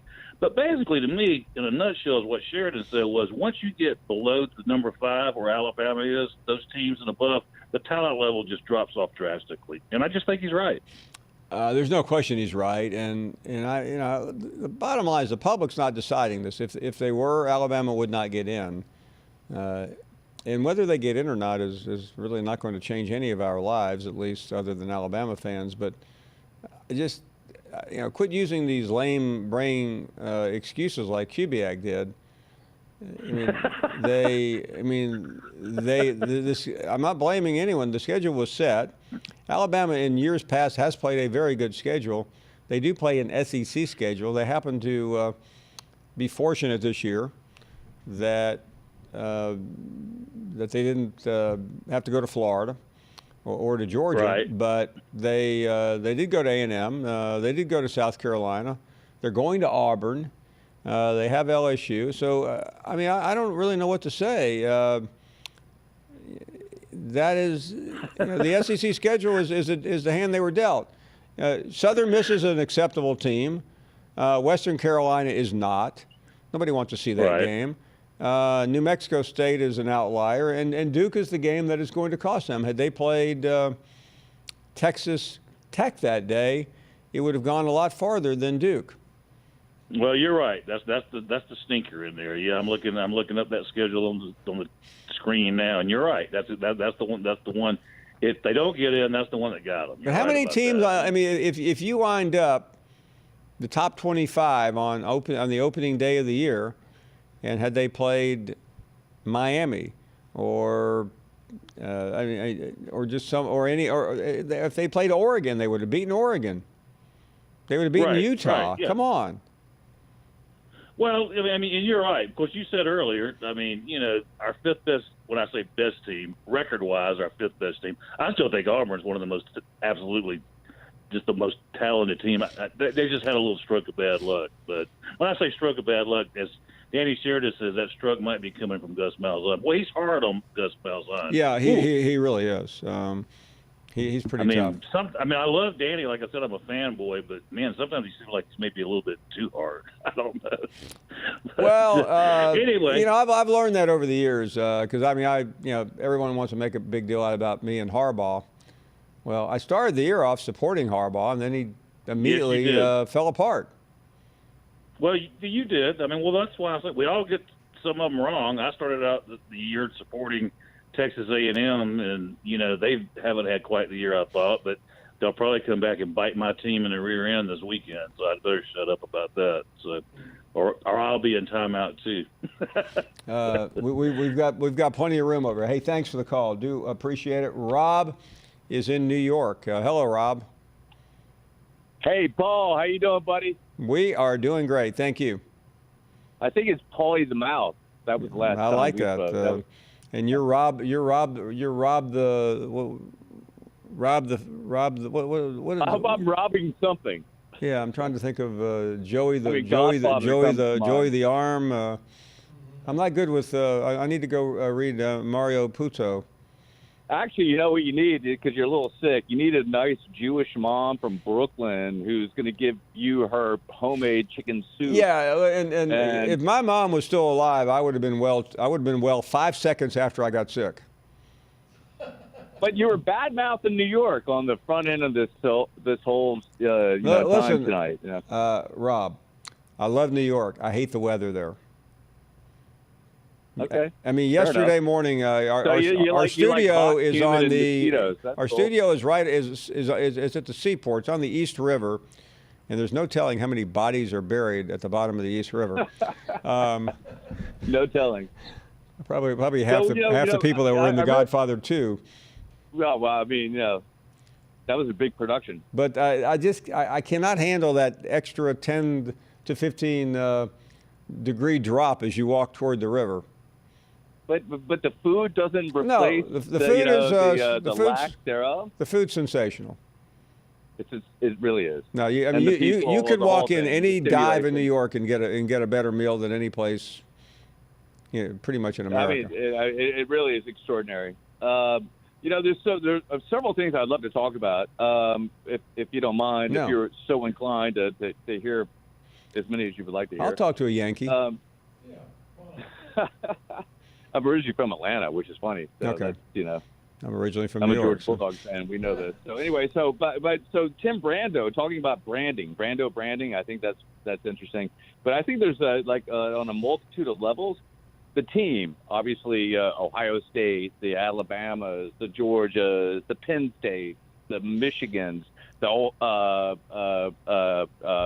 Southern California, USC, huge giant brands, right? So of course they want to leverage that brand up. The broadcast deal, hundreds of millions of dollars to get the rights to produce these shows. Of course, you want to bring in the big brands that bring in the biggest eyeballs. The recruiting on the team side, smart, wants to use these big opportunities to bring in the ultra 5-star level guys and the 4s and the 3s to come be on the sidelines and see what this whole thing's about. But then more importantly, or maybe not more importantly, but very interestingly, is the player development now. My own intellectual property. Wait, of course I want to brand myself. Of course I want to have the eyeballs. Of course I want to get the royalties or whatever that's all about. So that's a really interesting model. But I actually like Herschel Walker's point of view. I actually agree with his. I don't think it belongs here. Maybe not yet, but I get all the reasons why, but I don't know if it belongs here yet. Rob, I'll have to run into you one day in New York, and we'll finish this conversation. We have to run to a break. More to come. More of your phone calls at 855-242-7285. A reminder tomorrow, live in Athens, among the guests, Kirby Smart. Joe Burrow chasing yet another record here in the SEC. It has been a record year for young Joe. Looks like the favorite for the Heisman with 2 weeks remaining. Teams in the SEC championship game. I'm reluctant to characterize the season yet, but if he checks all the boxes, guys, he's going to go down as this is going to go down as one of the greatest seasons ever. No doubt. I don't know if he'll catch Drew Lock. I think we might. Ed Orgeron was talking. We might see a lot of Miles Brennan on Saturday if they're up big against Arkansas. So I don't know if he gets 7 more to pass Drew Lock this season, but an incredible season. He's the story of the season. When you think about the 2019 season in the SEC, one of the first things that's got to pop in your mind is Joe Burrow. Yeah, not just the SEC, college football. He's going to go through. If he gets through, wins the SEC championship, wins the national title, Paul. If they check all the boxes, is this the greatest season? I mean, I know it's premature. Yeah, it's always hard to know, but I would say yes. People have been questioning too if Joe Burrow should be like a top 10 pick. Do you think if he checks all those boxes this year that his draft stock will skyrocket up and could get It already has. Listen, like I like it or not, I hang out with these NFL guys all week, and they have Joe Burrow ranked as the best quarterback, and I would say right now he's number 2 behind Chase Young on the big board. Yeah, think about last time the NFL teams, a bunch of teams passed on a quarterback that beat Alabama in college. It was Deshaun Watson, right? And everyone that passed on him and picked quarterbacks ahead of him is regretting it. Right. So good point. But again, the NFL is all about do you fit in our system? True. I mean, Kubiak was calling Burrow a system quarterback earlier. No. I said he's not. That was Jamari. Jamari was calling him a system quarterback. Okay. I said he could play. Okay, my bad. In a lot False of places. accusation. By the way, I know you guys think this is crazy. I think Mac Jones could be the number 1 player taken next year. No, I'm just kidding. In 2021, Mac Jones? I'm sure some website will pick that up. Yeah. Yes. Yeah, that's definitely going to be a headline. Depending is there how he does anybody against Carolina this year in the Heisman that's even close, Paul? The only person I think that could make it interesting is Justin Fields because he has 3 major stages left.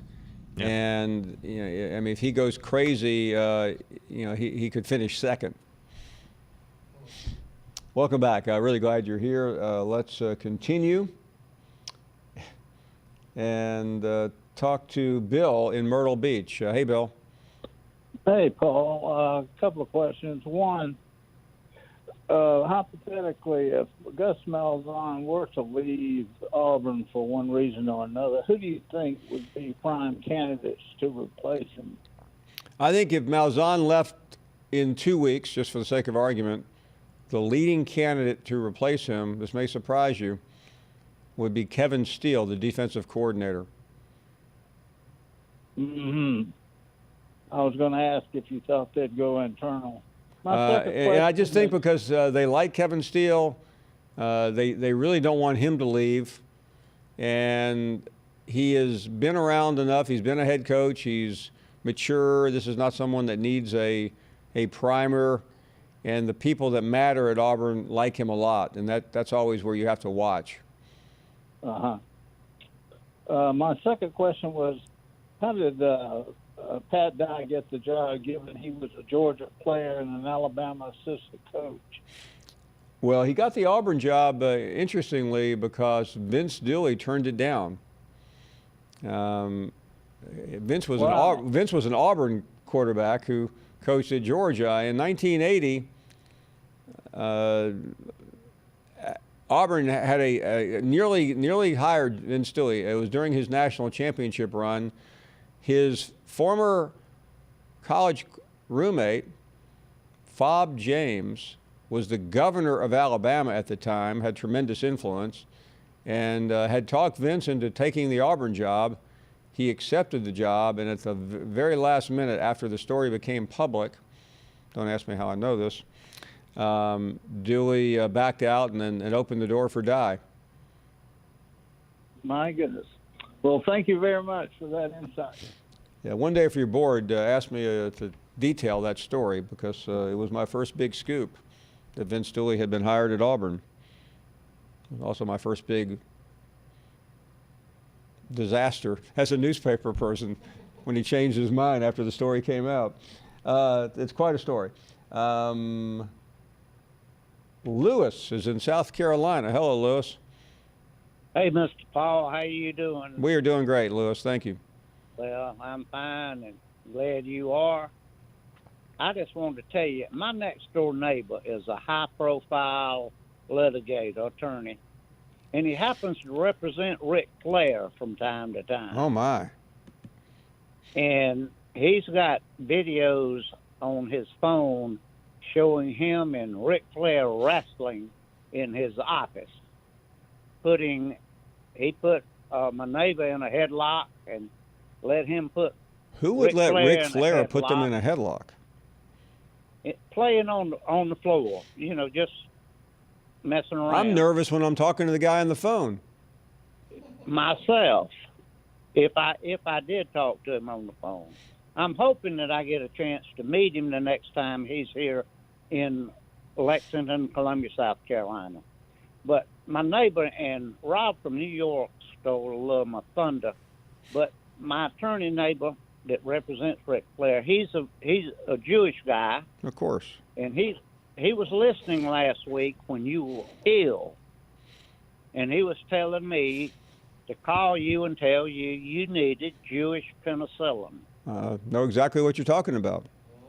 Right. There's kind of this old wives' tale that, and my mother was a subscriber to this theory that Jewish moms or grandmoms could make chicken soup differently than anybody else, and that if you had a cold and you had the soup, you would immediately get better. Well, Mr. Paul, There's I absolutely believe that. There's no proof of that, by the way. Oh, I think so. I believe there's something in that chicken soup that would have made you better. You'd have got well a lot earlier. When I was a kid, I was so afraid to get sick, I didn't want to have to eat that soup. That's kind of funny. I like that. But this was a real funny deal to me with Ric Flair. That is great. Going right ahead, and I'm trying to be brief. Talking about Clemson's schedule, Alabama's schedule for that matter, Clemson didn't have a tough schedule last year. No, they didn't. Well, the only difference last year is they played at Texas A&M. Yeah, and they did beat them by 2 points, yeah. I think. Well, when the season began, I thought the two toughest games would be A&M and then at Syracuse. Syracuse turned out to be a bust. Yes, sir. You're correct. But Clemson had a weak schedule, relatively speaking, last year. They did. But then they turned around and beat Notre Dame by 28. Yeah, well, they do. Well, they do have to go to Williams-Brice next week. That's always a scary place to play. Yeah, but don't count on it being a tight game. I'm not. And I'm scared, but they play in Carolina at Carolina. And I am a Clemson fan. My wife and son both graduated from Carolina, but I'm a Clemson fan. That's interesting. But my money goes to Carolina because that's where I get my tickets, and I don't even go to a game. But Alabama, Clemson, they don't determine how tough the teams are they're playing when they set that schedule. They just have to play. Well, listen, it is. In Alabama's defense, if nobody wants to hear it, they agreed to play in that Chick-fil-A kickoff classic. The last time they played there, let's see, who did they play? Can't remember. Was it Florida State? Yeah, Florida State was the number 3 team in the country 2 years ago. So it's an SEC ACC matchup. So who do you get? You can't put them against Clemson, and after that, does it really matter who they're playing? But these schedules are set so far. Yeah, these are done a couple of years in advance. I mean, this is not like 10, maybe 4 or 5. And, Duke had a decent team the last couple of years. They just don't happen to have one this year without Daniel Jones. Well, that's true. I agree with that. Anyway, I heard today on Gamecock Radio, the president of the University of South Carolina issued another statement saying that he misspoke when he was talking about. Yeah, I mean, Lewis, I hate to run. Listen, I don't know the general. I'm sure he is an outstanding individual, but he needs to quit issuing statements. That's my advice to him. We're up against a.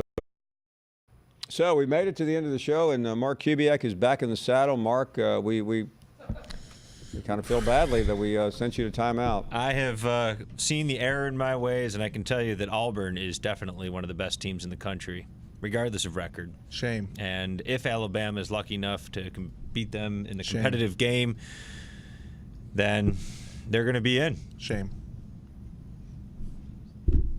Shame. The commissioner of the SEC approves that message. Mm-hmm. Best 8-4 team in the country. Not even worth having. They don't have 4 losses yet. No, they don't. I mean, we are and looking what? back. They really shouldn't have. They shouldn't have any losses. Right. They were all close. They beat Oregon also, by the way. Yeah. I don't know if anybody noticed beat that. Texas A&M on the road. Yeah. Right. They are very. I mean, listen, by the way, they are a very good team. They're not far from 6-6. Ole Miss, forget about the Ole Miss game. We're gonna throw Mark back in that hallway. I'm right here. I'm looking forward to it. I mean, listen, Auburn has very few injuries. Alabama has a lot, including the starting quarterback, and it's not going to be easy. Let's talk about a game that's actually happening this week, and that is Georgia A&M. Missouri, Tennessee. Are we worried at all for Georgia? I mean, there was no talk when South Carolina upset them. I don't hear a lot of talk this week. Is that a problem? I'll let you know tomorrow. I'm going to use Paul's line, manufactured drama. No way. There's not going to be any problems. No such thing as manufactured drama. We established that. Georgia is going to run all over them. When I know it's in the bag is when Mike Griffith tells us tomorrow night. Right, yeah. And he's going to. I'm really looking forward to his outlandish reason why Georgia's the best. I can't wait for the conspiracy theories about Rob Mullins and Bill Hancock secretly meeting and behind the scenes to keep with Scott Strickland to keep Georgia out, even if they win the SEC. Behind a pine tree, no doubt. I'm sure. Yeah. If you're an Alabama fan, do you want Georgia to win tomorrow? I think you want Georgia to lose. Yeah. Georgia to lose then, and then maybe lose to LSU. You want Georgia out of the way because Georgia is a threat to you. If Georgia wins the SEC, if Georgia wins Saturday and wins the SEC, Alabama's done. Plus, you want your A&M win to look better. How much is Birmingham going to be focusing on the desert for UCLA also in Arizona on Saturday night? Arizona State. There's going to be a lot of rooting for Arizona and Arizona State. I will be.